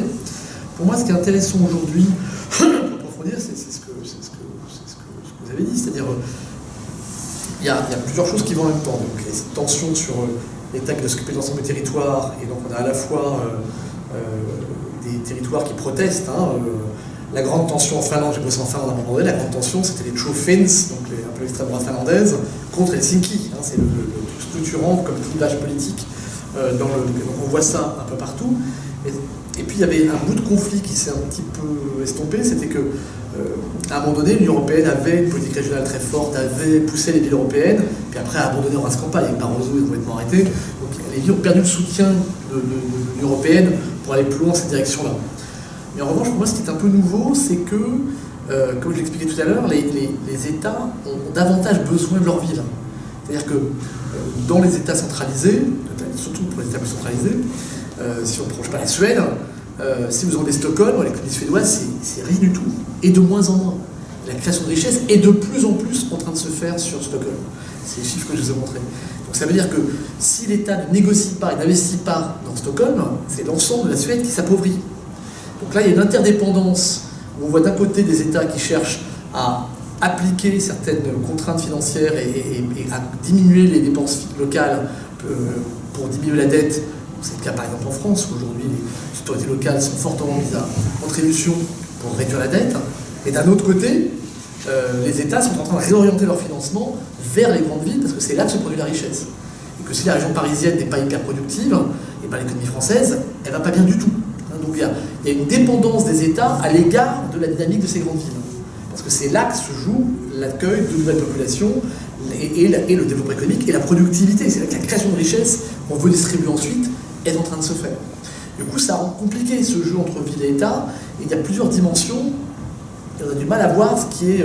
il y a à la fois cette tentation de recentralisation, ces pressions bottom-up qui sont évoquées, et cette interdépendance qui prend des formes nouvelles, parce qu'après tout, ces grandes villes ont aussi besoin de l'argent de l'État pour financer une partie de leur infrastructure. Donc là, il y a un jeu compliqué qui se joue à plusieurs dimensions, et qui rend la difficulté. Effectivement, dans la plupart des pays que je connais, on voit bien à la fois des nouvelles stratégies d'alliance entre les élites de ces villes dynamiques et des États, par exemple Milan avec Renzi, c'est très clair en Italie dans ce sens-là, mais aussi des tensions très fortes. La maire de Paris, Anne Hidalgo, est à la fois en alliance, en opposition au gouvernement depuis quelques années pour avoir plus de ressources, plus de pouvoir et plus de capacités stratégiques.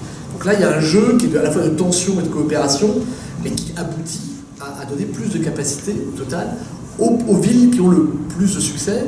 Et j'insiste sur le fait qu'il y a cette dimension taille, cette dimension politique, cette dimension revenu. La grande nouveauté du rapport que j'évoquais, c'est de mettre en évidence la dynamique des villes à haut revenu, qui ont une dynamique propre et qui accumulent beaucoup plus de richesses. Et donc clairement, alors on en a une tension politique, on sait qu'au-delà du cas britannique, comme ça a été très bien dit, avec la éducation, ces grandes villes deviennent des marchés du travail de plus en plus sélectifs, qui jouent un rôle de filtrage des populations, qui donc accumulent les populations les plus mobiles, les plus qualifiées, qui se marient entre elles. Moi j'ai toujours en France, la centralisation en France aujourd'hui, c'est le marché du travail des femmes. En fait, c'est le marché du travail tout court, qualifié, puisque en gros, 40% des créations d'emplois sont en région parisienne, 60% pour les emplois qualifiés, et 80% pour les femmes qui ont un master. Quoi. Je vous fais la louche, mais enfin, en gros, c'est à peu près ça. Donc, si vous êtes femme et que vous voulez rester et avoir un boulot, c'est quelque chose qui arrive, et que vous avez un diplôme, en gros, à part la région parisienne, vous ne pouvez pas faire carrière ailleurs, à peu de choses près. Il y a des exceptions, mais en gros, si en plus vous avez un conjoint qui lui-même veut de droit job dans sa vie, statistiquement, vous avez une concentration des couples de cadre supérieur en région parisienne. D'autant que les femmes épousent très peu les hommes d'un niveau de diplôme inférieur au leur. Donc on a un effet de classe sociale. On a un effet de classe sociale qui est en train de se renforcer dans les villes par rapport au reste. D'autant qu'ils font des enfants cadre supérieur. Donc il y a un effet de concentration urbaine qui a un effet pour ralentir la mobilité sociale et la mobilité spatiale. Donc là, il y a vraiment des dynamiques très fortes, je trouve, de métropolisation, au-delà, qui sont liées au marché du travail, mais qui sont puissantes sur l'ensemble des villes européennes, les plus grandes à haut revenu, mais qu'on va diffuser. Donc ça me semble de plus en plus central comme clivage, entre ce clivage urbain, mais pas toutes les villes, et dans les dynamiques que j'ai évoquées. Donc ça, je suis vraiment d'accord, et ça me paraît très important. Alors, sur l'aspect deuxième tension, évidemment, cette tension entre les acteurs mobiles et capital et ceux qui sont ancrés, c'est la vieille hypothèse de David Harvey sur la mobilité du capital et le capital fixe dans les villes, c'est une vieille histoire que les marxistes ont très très bien montrée. Et clairement, cette question se pose, c'est la question qu'on pose un peu sur les élites, quelles élites on doit regarder et à quoi ça sert. Parce que là aussi, on pourrait faire deux scénarios. On a un scénario où, dans les villes européennes, malgré tout ce qu'on vient de dire, il y a quand même des capacités, des capacités financières, des capacités stratégiques, d'expertise, de capacités de création de coalition qui sont assez fortes pour redonner une direction, pour gouverner ces villes et pour jouer le bras de fer et négocier avec ces acteurs. Et quand même, c'est intéressant ce qui se passe sur Uber ou Airbnb. Il y a quand même maintenant des associations de villes européennes qui sont en train de négocier durement avec Uber et Airbnb, qui s'échangent des informations et qui sont en train de faire un vrai contre-pouvoir politique. Uber a été enlevé, n'a pas pu faire ce qu'il peut dans l'ensemble de villes. Airbnb commence à laisser passer des informations. La question de la taxation commence à être... Donc c'est intéressant, ça montre quand même toutes ces ressources et la légitimité, la mobilisation politique pour être capable de réguler et donc de gouverner aussi ces acteurs-là jusqu'à un certain point. On peut aussi être dans le sens de dire qu'à la fois la multiplication de ces petites startups d'un côté et de l'autre, le poids de ces grands acteurs fait qu'au bout du compte, c'est plutôt ceux-là qui vont jouer un rôle plus important. Moi, ça ne me paraît pas acquis, et je trouve que dans ces coalitions de gouvernance urbaine, pour qu'on a réussi à mettre ensemble une partie de ces élites urbaines, plus les pouvoirs réglementaires de l'État, et qui sont capables ensemble de jouer sur la régulation européenne, le jeu, il reste quand même très ouvert, quand même. Le jeu, il reste très, très, très ouvert. Et on est quand même sur une période où toute cette... C'est pour ça que je parle de plus grande économie, ces régulations de marché, elles ne sont pas jouées, elles ne sont pas définies. Et on a pour des années avant de savoir quelles sont les règles du jeu. Et je trouve qu'il y a quand même très très forte mobilisation de ces acteurs urbains pour essayer de jouer un rôle de contre-pouvoir par rapport aux acteurs que j'ai évoqués. Et ça se voit aussi sur les règles de la planification urbaine, ça se voit sur les jeux avec les producteurs immobiliers. Et parmi ces acteurs de l'entreprise privée, il y a une gamme très différente. notamment chez les promoteurs privés, puisque Nicolas n'est pas là, mais il a travaillé dessus, on voit bien qu'il y a une différenciation avec un certain nombre de promoteurs immobiliers qui jouent complètement le jeu de coalition avec des élites urbaines et qui se mettent comme acteurs quasi publics, j'exagère un peu, mais en tout cas qui pensent au bien commun collectif dans les projets de ville qu'ils cherchent à développer. Donc il y a tout un jeu sur quel type de ville va se faire, avec des retours de bâton, après tout à Londres. La victoire de Sadiq Khan, quand même assez éclatante aux dernières élections municipales à Londres, en Grand Londres, c'est aussi la remise en cause du projet grandes entreprises promoteurs immobiliers que portait Boris Johnson. Donc il y a clairement des contre-pouvoirs politiques qui s'organisent et qui essayent de développer des formes de régulation, y compris sur ces grandes entreprises, y compris sur les enjeux d'infrastructure. Après, c'est une tension, on ne connaît pas bien comment vont évoluer cette histoire. Il y a un vrai risque, de même que historiquement la décentralisation, c'était parfois décentraliser la pénurie et permettre aux États de mieux décentraliser les coupures budgétaires. Il y a un risque de maximiser la participation minimum des grandes villes, c'est-à-dire de leur donner de plus en plus de ressources et de capacités stratégiques sur des enjeux qui deviennent secondaires. Et ce risque-là, il n'est pas complètement écarté, bien évidemment. Je me permets une question à propos de... J'essaie un petit peu d'être l'avocat du diable une fois.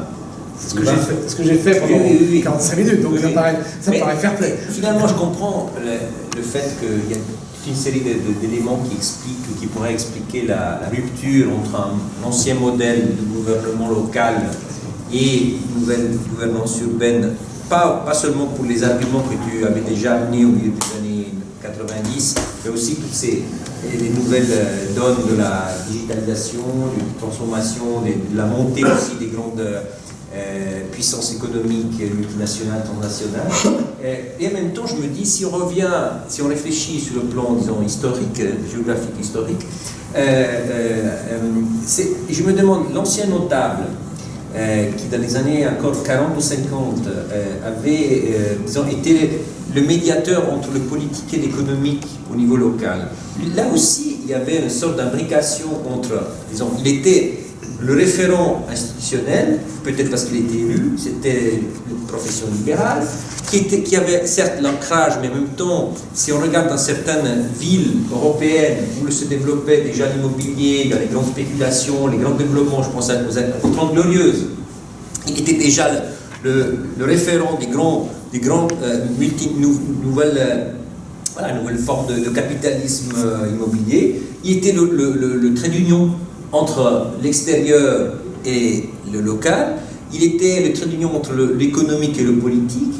Alors, finalement, est-ce que, si on réfléchit en termes d'élite politique, est-ce qu'au fond, on ne pourrait pas y voir une forme de continuité aussi? Est-ce que peut-on s'en passer du gouvernement aujourd'hui? Peut-on se passer du gouvernement? Parce que, disons, dans tes travaux, j'ai l'impression, mais évidemment, tu es là pour me contredire, c'est les élites politiques, je dis bien, les élites politiques, c'est des élites parmi d'autres de la gouvernance urbaine. Doit-on donc s'en passer d'une analyse fine, approfondie de cette évolution? C'est la question qu'on se pose, parce que finalement, c'est des acteurs parmi d'autres. Alors, est-ce que le fait qu'ils sont des acteurs parmi d'autres, disons, délégitime en quelque sorte une nécessité d'approfondir justement ces élites, étant donné, pas seulement le fait qu'elles peuvent aussi être, hier et aujourd'hui, toujours à, disons, des traits d'union pivotales du rapport entre politique et économique, mais aussi pour d'autres raisons, c'est-à-dire, est-ce qu'ils ont peut-être pas seulement, évidemment, l'intérêt à influencer les politiques publiques, mais aussi l'intérêt à marquer, en termes de pouvoir, de présence, position politique, professionnalisation, etc. Donc, ils constituent un groupe de pouvoir, une sorte de groupe d'intérêt aussi, parmi les groupes d'intérêt, parce qu'ils ont un intérêt aussi à gouverner et à se reproduire. Et puis, il y a toute la question de légitimité que tu as mentionnée, sur laquelle j'aimerais bien t'écouter un peu plus. Quelle est la place de la légitimité citoyenne, populaire, voilà, dans cette nouvelle gouvernance? Est-ce que finalement, qu'on est dans un monde un peu post-démocratique, parce que c'est un peu ça que les auteurs que tu mentionnais, Crouch, non, c'est la post-démocratie, finalement, c'est la rupture entre les élites et les citoyens. Finalement, quand il y a un problème, c'est la lutte urbaine, c'est les Occupy, etc. Mais finalement, est-ce qu'il y a encore, là, selon toi, dans les villes européennes, telles que tu l'as décrit, des places du rôle donc l'enjeu de la légitimité populaire, qui donne évidemment un sens au fait qu'il existe encore des élites politiques locales. Parce que si évidemment la question de légitimité populaire n'a plus fondamentalement, n'a plus de rôle, c'est là que finalement on pourrait dire on ne s'intéresse plus à ça parce que c'est totalement marginal. Merci pour cette provocation. Alors, deux remarques importantes. Je n'ai pas parlé de nouvelle gouvernance. Hein, pour moi, c'est plutôt. Je n'ai pas parlé de nouvelle. Non, excuse-moi, tu vas me dire, mais donc, a priori, ça veut dire que je pense que c'est des choses qui évoluent très lentement. De façon générale, je pense que ces questions-là, moi je crois beaucoup au slow incremental process. Je pense que beaucoup de processus de transformation sont longs, de longue durée, lents et graduels. Donc, je ne suis pas un géographe anglais qui invente un nouveau concept tous les 15 jours. Je pense qu'on est sur des choses qui évoluent lentement et donc c'est vraiment d'apporter un petit bout en plus par rapport à ce qu'il y avait avant. Donc ça n'invalide en aucun cas ce qu'on a dit avant sur gouvernement et gouvernance, c'est plutôt une accentuation de certaines dynamiques. Mais pour moi, ce n'est pas une rupture. Et donc là-dessus, mes travaux sont toujours dans cette dynamique-là de slow incremental process et c'est comme ça que je vois le changement social et politique par du tout. Donc ça, c'est juste pour être bien, pour qu'on se comprenne bien. Tu as raison sur le côté... et donc, évidemment, cette question de gouvernement reste importante et ces élites sont à étudier. Il n'y a pas de problème. De cette manière, mon point, c'est toujours de prendre un peu le point de départ un peu extérieur, c'est-à-dire de montrer que trop souvent, sciences politiques, avant qu'il y ait tous ces travaux sur la gouvernance, on se contentait d'étudier les élus et les technos et on regardait rien d'autre. Hein. Donc, c'est plutôt le... Il n'y a pas très longtemps, je me suis traité d'homme des années 90 dans un séminaire. C'est vrai, je suis des années 90, clairement. C'est-à-dire que nous, on a commencé à travailler pour montrer aux gens qui travaillaient sur le gouvernement local qu'il fallait regarder les promoteurs immobiliers, les associations, et que tous ces acteurs-là jouaient un rôle. Donc, voilà, on se mord un peu la queue, c'est plutôt l'inverse, mais fondamentalement, tout ça, ça joue un rôle et c'est important. Et donc, il faut utiliser ces études. Alors, sur notable versus aujourd'hui, il y a quand même une différence fondamentale qui est que les élus urbains aujourd'hui, ils peuvent faire. Ils gouvernent vraiment, ils ne se contentent pas d'être l'intermédiaire. Ils ont des capacités pour véritablement porter des projets, créer des coalitions et transformer ces villes. Les gouverner, ça veut dire les transformer et produire des effets de redistribution, de construction, de tout ce qu'on veut sur ces villes-là. C'est quand même ça une différence assez fondamentale. Et donc, ils sont très importants à regarder pour cette question-là. La question, c'est quelle différence ils font. C'est-à-dire que c'est très important à regarder leur socialisation, leur trajectoire, et l'état des choses là-dessus, c'est important, notamment démocratique. Est-ce que ça produit des effets extrêmement différents d'une ville à l'autre, compte tenu de ces contraintes-là? Quand on dit qu'à Lausanne, il y a un projet de développement de l'université, un projet d'investissement sur la gare, un projet de ceci, de cela, tout ceci me paraît assez proche de ce que je vois dans d'autres villes européennes.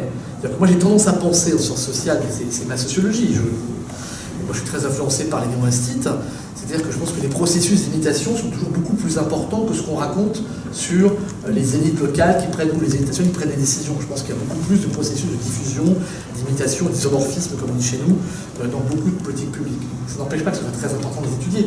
C'est juste que sur cette dimension de gouvernement, on voit beaucoup de circulation, d'influence de consultants, etc. Donc voilà. En fait, qu'est-ce que ça nous dit sur cet aspect-là? Ça ne me paraît pas toujours central, mais c'est complètement légitime de les étudier, il faut comprendre, et peut-être qu'on trouvera des choses qu'on n'a pas regardées parce qu'on ne les a pas étudiées précisément. Donc, ça, en aucun cas, c'est délégitime le projet, au contraire.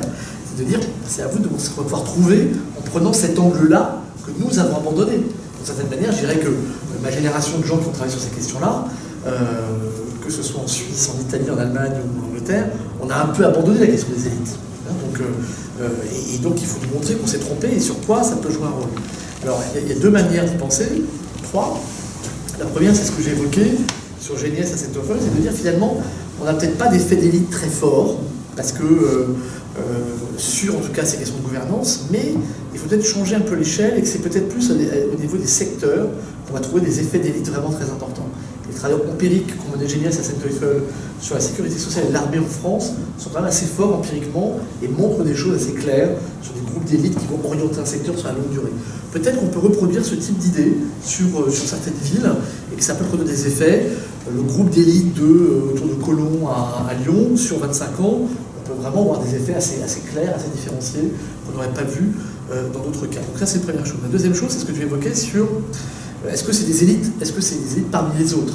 Alors non, moi c'est pour ça que je suis aussi politiste et pas seulement sociologue, mais je pense que l'implication politique c'est quelque chose de particulier, il y a une légitimité, et le politique est une sphère qui a une certaine autonomie, et qui a ses propres règles différentes des autres domaines, champs sociaux ou arènes sociales, et donc il faut la prendre au sérieux et l'étudier en tant que telle, mais c'est pas parce qu'elle est différenciée et qu'elle a ses propres logiques et dynamiques qu'elle joue un rôle plus important dans la gouvernance. Pour moi c'est deux choses différentes. Donc il faut l'étudier comme telle avec des dynamiques très particulières. Ensuite, la question de qu'est-ce que ça produit en termes de gouvernance, c'est une question qui reste ouverte.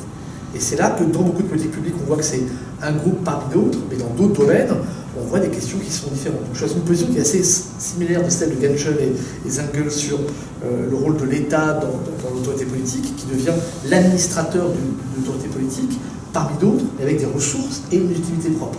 Je pense qu'on peut jouer sur ces idées-là, et du coup, ça légitime complètement le travail qui est fait sur ces questions-là.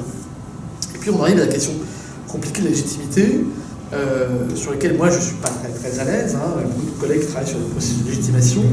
Je trouve que c'est vraiment une question très très compliquée aujourd'hui. Moi je ne suis pas très convaincu par les mesures que je vois de la légitimité. Donc on fait plus confiance à un tel. On voit quand même des choses quand même très compliquées aujourd'hui, avec à qui vous faites confiance.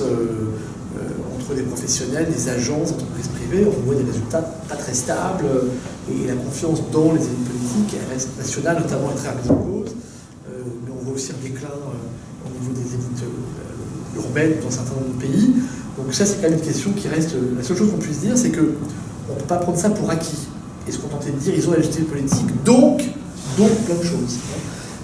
Je pense qu'on est un peu amené d'être un peu plus constructiviste et vraiment réfléchir sur ces processus de légitimation. À un moment donné, on défendait l'idée que la légitimité des élus, par exemple au niveau urbain, était de plus en plus ce que Sharp appelait la légitimité des conséquences, par les conséquences des actions.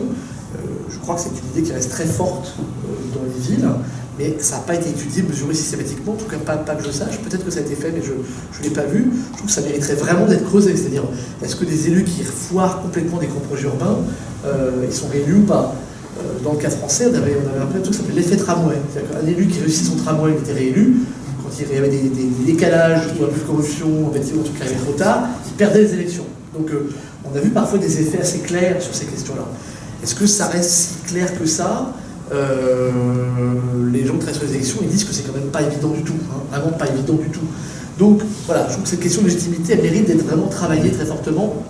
Est-ce que le fait de travailler en coalition avec d'autres groupes et de l'afficher, et d'afficher ce côté politique, qui est d'unifier, de donner une direction et créer un ordre politique, après avec des exclus, etc., est-ce que ça c'est un facteur de légitimation extrêmement fort? On a l'impression que oui, dans beaucoup en tout cas dans les villes françaises que je connais mieux, il y a un effet de légitimation très fort, qu'on est capable de tenir une coalition et de contrôler les conflits fortement. Ça, clairement, ça joue en effet, et donc on voit des effets en ce sens-là. Donc tout ça, ça mérite d'être creusé vraiment, à la fois sur où on est un peu la légitimité politique aujourd'hui, et qu'est-ce que ça produit ensuite, qu'est-ce que ça donne comme ressources pour créer la capacité d'action collective, et participer à la création d'un ordre social et politique urbain qui pourrait être un peu différencié de l'ordre politique national. Et tout ça, ça demande à être opérationnalisé, à être travaillé un peu plus précisément. Et ça renvoie à ma question, c'est la question qui, moi, m'inquiète un peu, c'est en sciences politiques, on a un peu trop tendance à être un peu content de nous sur... on parle de crise démocratique, mais après, on va pas très loin, donc sans aller dans la post-démocratie, je trouve que cette légitimité politique, elle n'est pas acquise. Elle n'est pas acquise. Et donc, ma question sur quelle est la capacité du politique à jouer un rôle dans la structuration et la direction de nos sociétés, c'est quand même de dire qu'il faut travailler aux frontières, parce que ce qu'on voit dans certains domaines, c'est soit ces grandes entreprises qui peuvent être en intermédiation avec ces élus, mais quand même, quand M. Google négocie avec le maire de Milan, à un moment donné, et sur la préparation de la grande expo, il y a quand même certains qui pèsent, oui, il y a quand même des choses qui se pèsent, donc il y a ces régulations de marché, ces grandes entreprises. Et moi je suis Colin Crouch vraiment sur l'idée que les grandes entreprises deviennent, avec les ressources qu'elles accumulent, y compris de financement de la recherche, deviennent des entreprises, vraiment des acteurs politiques majeurs dans nos débats politiques. Ça, c'est une première chose.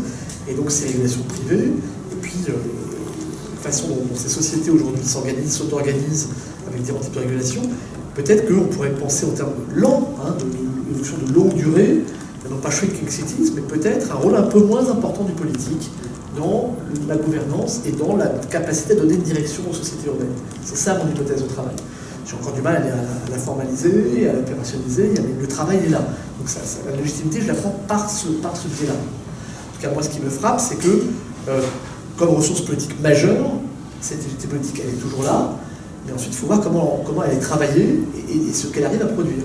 Et peut-être il faut travailler plus systématiquement sur les échecs, sur ce qu'elle n'arrive pas à produire, et sur les contestations.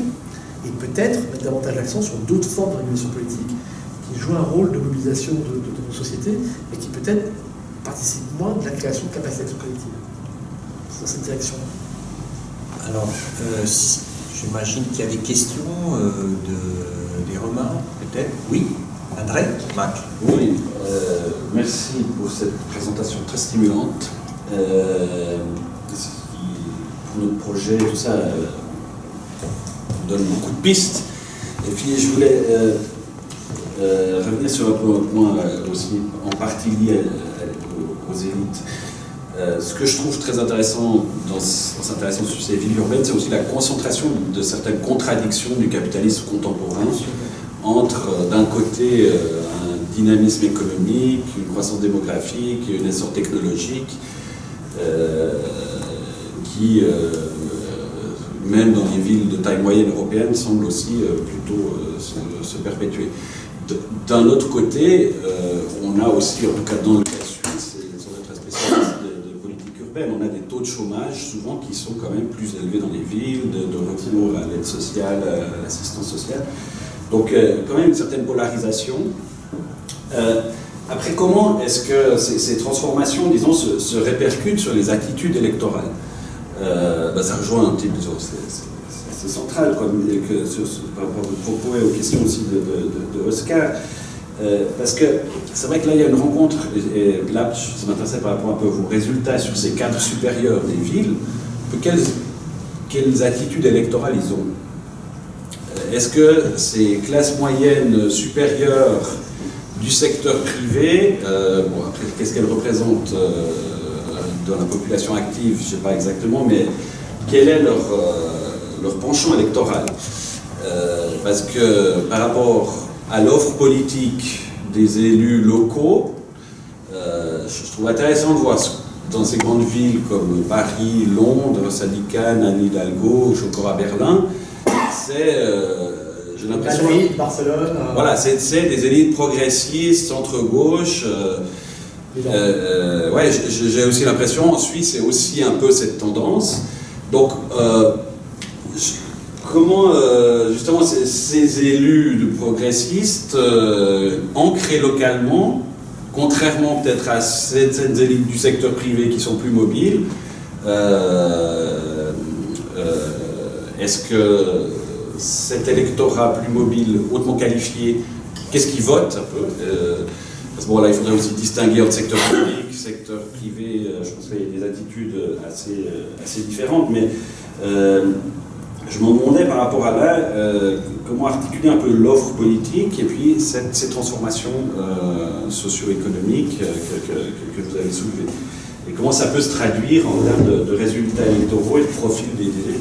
Parce que, vous l'avez souligné, mais on a une concentration aussi en Suisse, ça a déjà été très pertinemment souligné, sur le Brexit, sur les votes sur l'Europe en Suisse. On a toujours des votes plutôt favorables à l'ouverture économique.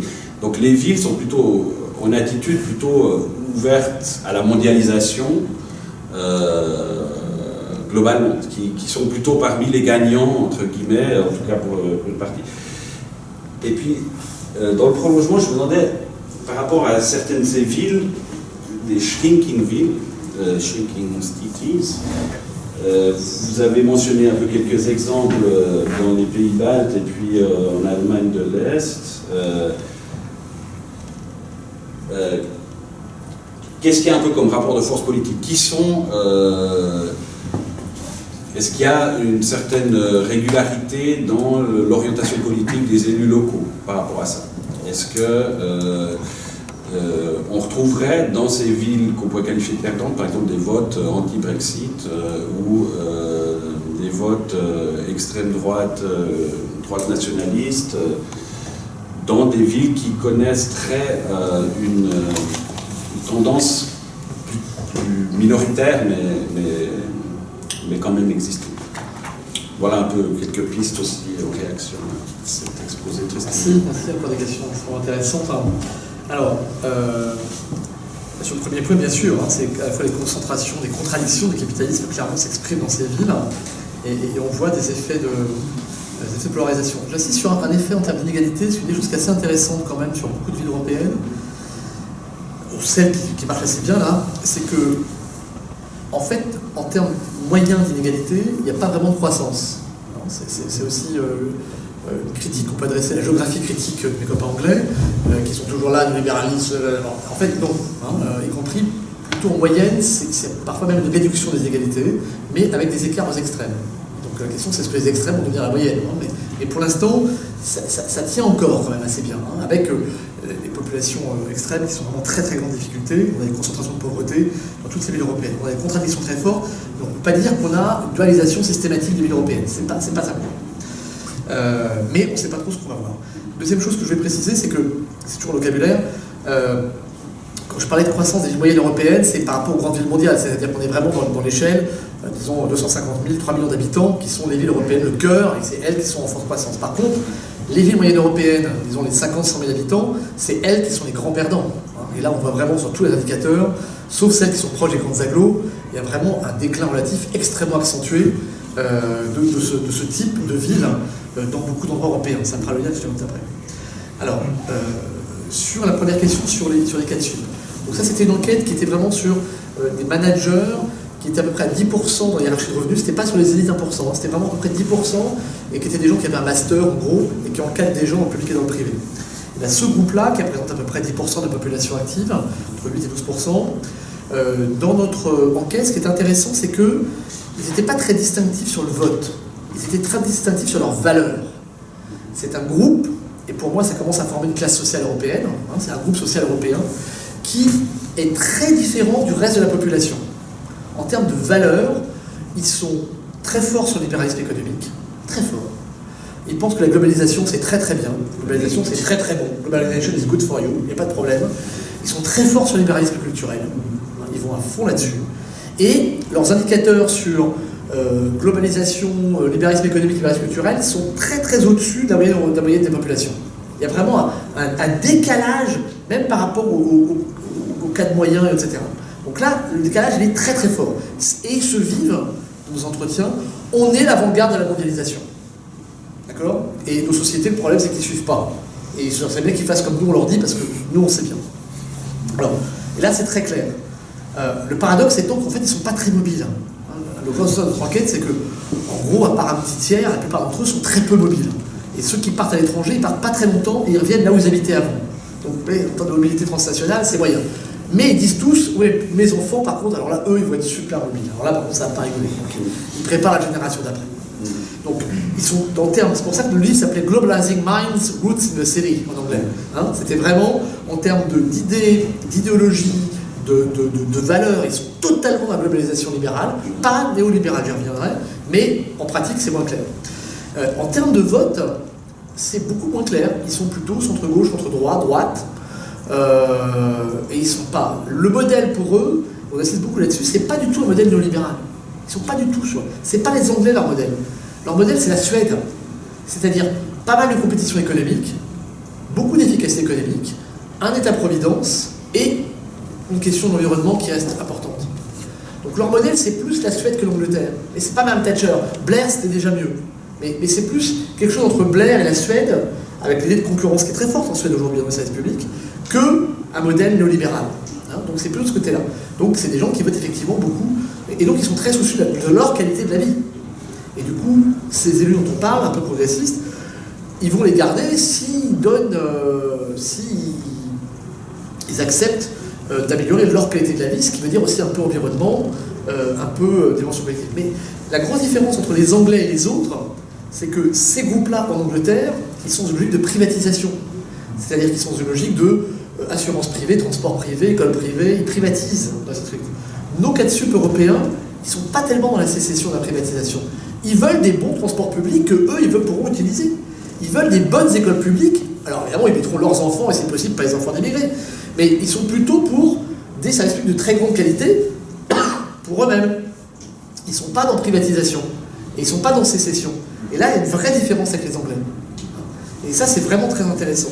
Et donc, en termes de vote, centre-gauche, centre-droit, ceux qui feront ces synthèses-là, ça marche assez bien dans un sens ou dans un autre. Et ça, c'est intéressant dans toutes ces villes, la montée en puissance. Évidemment, la dimension libéralisme culturel joue un rôle très important par rapport à ça. Et puis alors après, sur la dernière question sur Shrinking Cities, alors j'ai pas fait l'enquête. Donc ce qu'on raconte là, c'est un peu quand même ce que disait Kriesi dans son bouquin sur le clivage qui n'est pas très bien exprimé dans le bouquin, mais enfin sur cette idée quand même de global, ouvert, fermé, c'est un peu ce qu'on trouve quand même chez Kriesi, donc c'est pas totalement original. Enfin sur Shrinking Cities, moi j'ai pas d'enquête systématique là-dessus. Ce que je sais, c'est qu'en Allemagne de l'Est, c'est quand même là où on voit les taux les plus importants de vote sur l'AfD, qu'en France, le nord-est de la France, en déclin industriel, avec des petites villes en déclin, c'est là où on voit des votes d'extrême droite quand même très très élevés, et c'est des zones pour le vote Marine Le Pen, et qu'en Angleterre, c'est aussi là où aujourd'hui UKIP est en train de monter en puissance très fortement, a déjà taillé les croupières, on parti travailler cette dernière fois. C'est ces petites villes en déclin où on voit la concentration de vote pour UKIP. Donc il y a quand même quelque chose qui commence à ressembler à un pattern qui mérite d'être analysé très systématiquement, et ce Brexit c'était massif, absolument massif. Donc là on voit à la fois sur le vote, merci Alice, sur le vote anti-européen et le vote d'extrême droite, anti-immigrés, anti-européens, là, et anti-élite, les trois à la fois, on voit quand même des éléments extrêmement convergents, qui durent dans le temps, en tout cas dans les trois pays dont on parle, qui sont assez clairs quand même. Alors, avant de conclure, il y a encore une question. J'avais une question, mais elle n'est pas indispensable, mais c'est aussi un peu une petite provocation. Merci beaucoup pour la présentation. Je me demande si dans les villes moyennes européennes, 100 000, 3 millions d'habitants, dans le fond, les élites urbaines, précisément, ne sont pas des élites. En tout cas, c'est le personnel politique, les gens qui se présentent aux élections, qui sont élus, dans le fond, ne sont pas les meilleurs. Et qui font des carrières, comme celle que vous avez mentionnée, dans le secteur privé, etc., et qui a un peu un désintérêt d'une partie de la population pour ce type de carrière politique, et qui explique en partie peut-être le déclin de cette capacité à gouverner à un niveau local, et qui explique aussi peut-être justement le fait de phénomènes de transfert de politique publique, parce qu'on a aussi des élites locales, régionales, qui sont qui ont un déficit, une asymétrie de connaissances par rapport à des processus, des visions d'urbanisme, etc., qui donc s'emparent de choses qui circulent parce qu'elles n'ont pas non plus les compétences. Pas au sens darwinien du terme, mais au sens... Ils sont très élitistes. Voilà. J'espère que petite provocation. Nous apporterons des éléments de réponse sur ces questions-là. Et je trouve que c'est une vraie hypothèse, un vrai bon travail. Ce qu'a bien fait Savicki dans le cadre du travail qu'il a fait, puis compris à droite, c'était quand même de montrer à quel point les élites urbaines des villes françaises, notamment liées au PS, aux écolos, c'était de plus en plus vraiment des processus, des technos, des gens qui étaient des cadres moyens supérieurs de ces agences locales, ou des gens qui faisaient carrière uniquement dans l'appareil. Et que, en termes de pourcentage, c'était extrêmement fortement accru à partir des années 90, avec la décentralisation. Donc là, l'idée d'une différenciation d'un groupe politique un peu différent du reste de la société, et des éléments qui vont dans ce sens-là. Alors, les éléments qui vont contre, c'est que, en tout cas dans les plus grandes villes, ça marche peut-être moins bien. Que ce soit Cannes à Londres, que ce soit Cologne à Lyon, on voit des gens qui ont... Cologne, ça rentre tout à fait dans le modèle que j'ai évoqué tout à l'heure. Dans un certain nombre de villes, on voit au contraire, soit on garde le modèle d'élite nationale qui vont s'investir en point de vue local. Alors dans le cas français, ce serait parti d'Aubry à Lille ou à l'UJP à Bordeaux, pour des choses assez simples. Et on en voit encore des cas qui continuent à se reproduire, mais on voit aussi dans d'autres types de villes des managers supérieurs qui vont prendre en charge les villes. Le nouveau maire de Milan, par exemple, ça correspond assez bien. On voit quand même des cas. Donc la situation est un peu plus bigarrée, mais j'espère que des enquêtes systématiques sur les élites vont nous apporter des réponses à cette question. Sachant que c'est quand même... Moi, je suis quand même très frappé par le profil des nouveaux élus dans un certain nombre de villes françaises qui ont un peu des profils de cadres moyens, et notamment, on rigolait justement avec Fred Savicki, la nouvelle maire de Nantes vient de l'IEP de Lille, et elle a vraiment le profil IEP de Lille, un parachic PS, très impliqué dans les voies associatives, et puis qui va devenir maire de Nantes à très, très jeune, elle n'a pas 40 ans. Et la nouvelle maire de Rennes est exactement le même profil de jeune femme que j'ai vu comme étudiante à l'IEP de Rennes, si je me souviens bien. Et donc on voit des profils qui ne sont pas les profils de haute administration, ce sont vraiment des profils un peu intermédiaires, mais qui deviennent des élites en étant maire de grande ville. Donc et en tout cas, en termes par rapport à d'autres types, en termes de revenus et de niveau de diplôme, c'est pas effectivement, c'est pas les élites les plus marquées. Donc c'est des questions empiriques, en tout cas, à vraiment creuser très systématiquement. Je trouve que c'est... Et là encore, je trouve que André Sadiki est vraiment remarquable là-dessus. Il y a vraiment des choses intéressantes sur ce point à travailler. Effectivement, c'est peut-être quelque chose qu'on pourrait imaginer. J'ai tendance à penser que c'est pas si vrai que ça pour les grandes villes, donc pour les plus dynamiques, parce que justement, elles sont dans des logiques un peu différentes. Mais dès qu'on passe sur 300 000 habitants ou sur ces villes moyennes un peu en déclin difficile, on va voir ces éléments-là très très fortement. Et après, il y a une vraie question de est-ce que les élites politiques aujourd'hui attirent en termes de carrière, quel type de jeunes gens sont attirés par ce type de carrière politique. Et donc là c'est une vieille question, mais qui a vraiment de l'actualité, je trouve particulièrement intéressante aujourd'hui. Je vous donne juste une anecdote pour terminer, mais juste je m'arrête là-dessus. Moi, je suis très frappé par mes étudiants à Sciences Po. Donc, Sciences Po, par rapport à il y a 15 ans, vous étiez, on a de plus en plus d'étudiants qui sont l'élite de l'élite. On a vraiment, scolairement, des étudiants qui sont exceptionnels. Et comme on a diversifié les profils, on ne s'est jamais autant amusé à enseigner qu'aujourd'hui. On a vraiment entre les étrangers, les profils ZEP et les super bons scolairement, ça nous fait des étudiants vraiment... moi, je suis très frappé par le fait que ces jeunes générations, je pense qu'il y a quelque chose qui de génération, quand ils vont travailler dans des organisations de type autorité locale, de grande ville, etc., ils s'ennuient très vite. Ils s'ennuient très vite. Et ils ont tendance à vouloir partir assez vite. Et que pour beaucoup d'entre eux, ne pas avoir passé au moins 5 ans à l'étranger, c'est vraiment avoir raté sa vie, quoi. Et quand je parle d'étranger, c'est pas venir en Suisse. C'est au moins la Nouvelle-Zélande, l'Argentine, autrement c'est pas l'étranger. Donc clairement, pour les élites de ces générations-là, des tops des élites scolaires qu'on peut avoir dans les grandes formations européennes, cette question, on ne les voit pas du tout s'impliquer au niveau politique territorial. Pas du tout. Pas du tout. Donc ça donne un élément de réponse. Et les grandes écoles d'ingénieurs, c'est la même chose. Donc clairement, il y a quelque chose qui se joue sur un profil d'élite qui peut être un peu différencié. Et peut-être que ça va dans le sens de formes d'autonomie politique et de régulation politique particulière dans ces villes, avec aussi des formes d'élite qui vont être différenciées d'autres formes d'élite. Je trouve que ça vaut la peine de creuser cette hypothèse empiriquement, un peu systématiquement. Très bien. Je sais pas, je pense qu'on peut terminer avec cela. Merci beaucoup pour la participation. Merci beaucoup à... Merci pour votre invitation. Merci pour la question. Très bonne question. Merci. Et très bien, merci. Merci. Merci.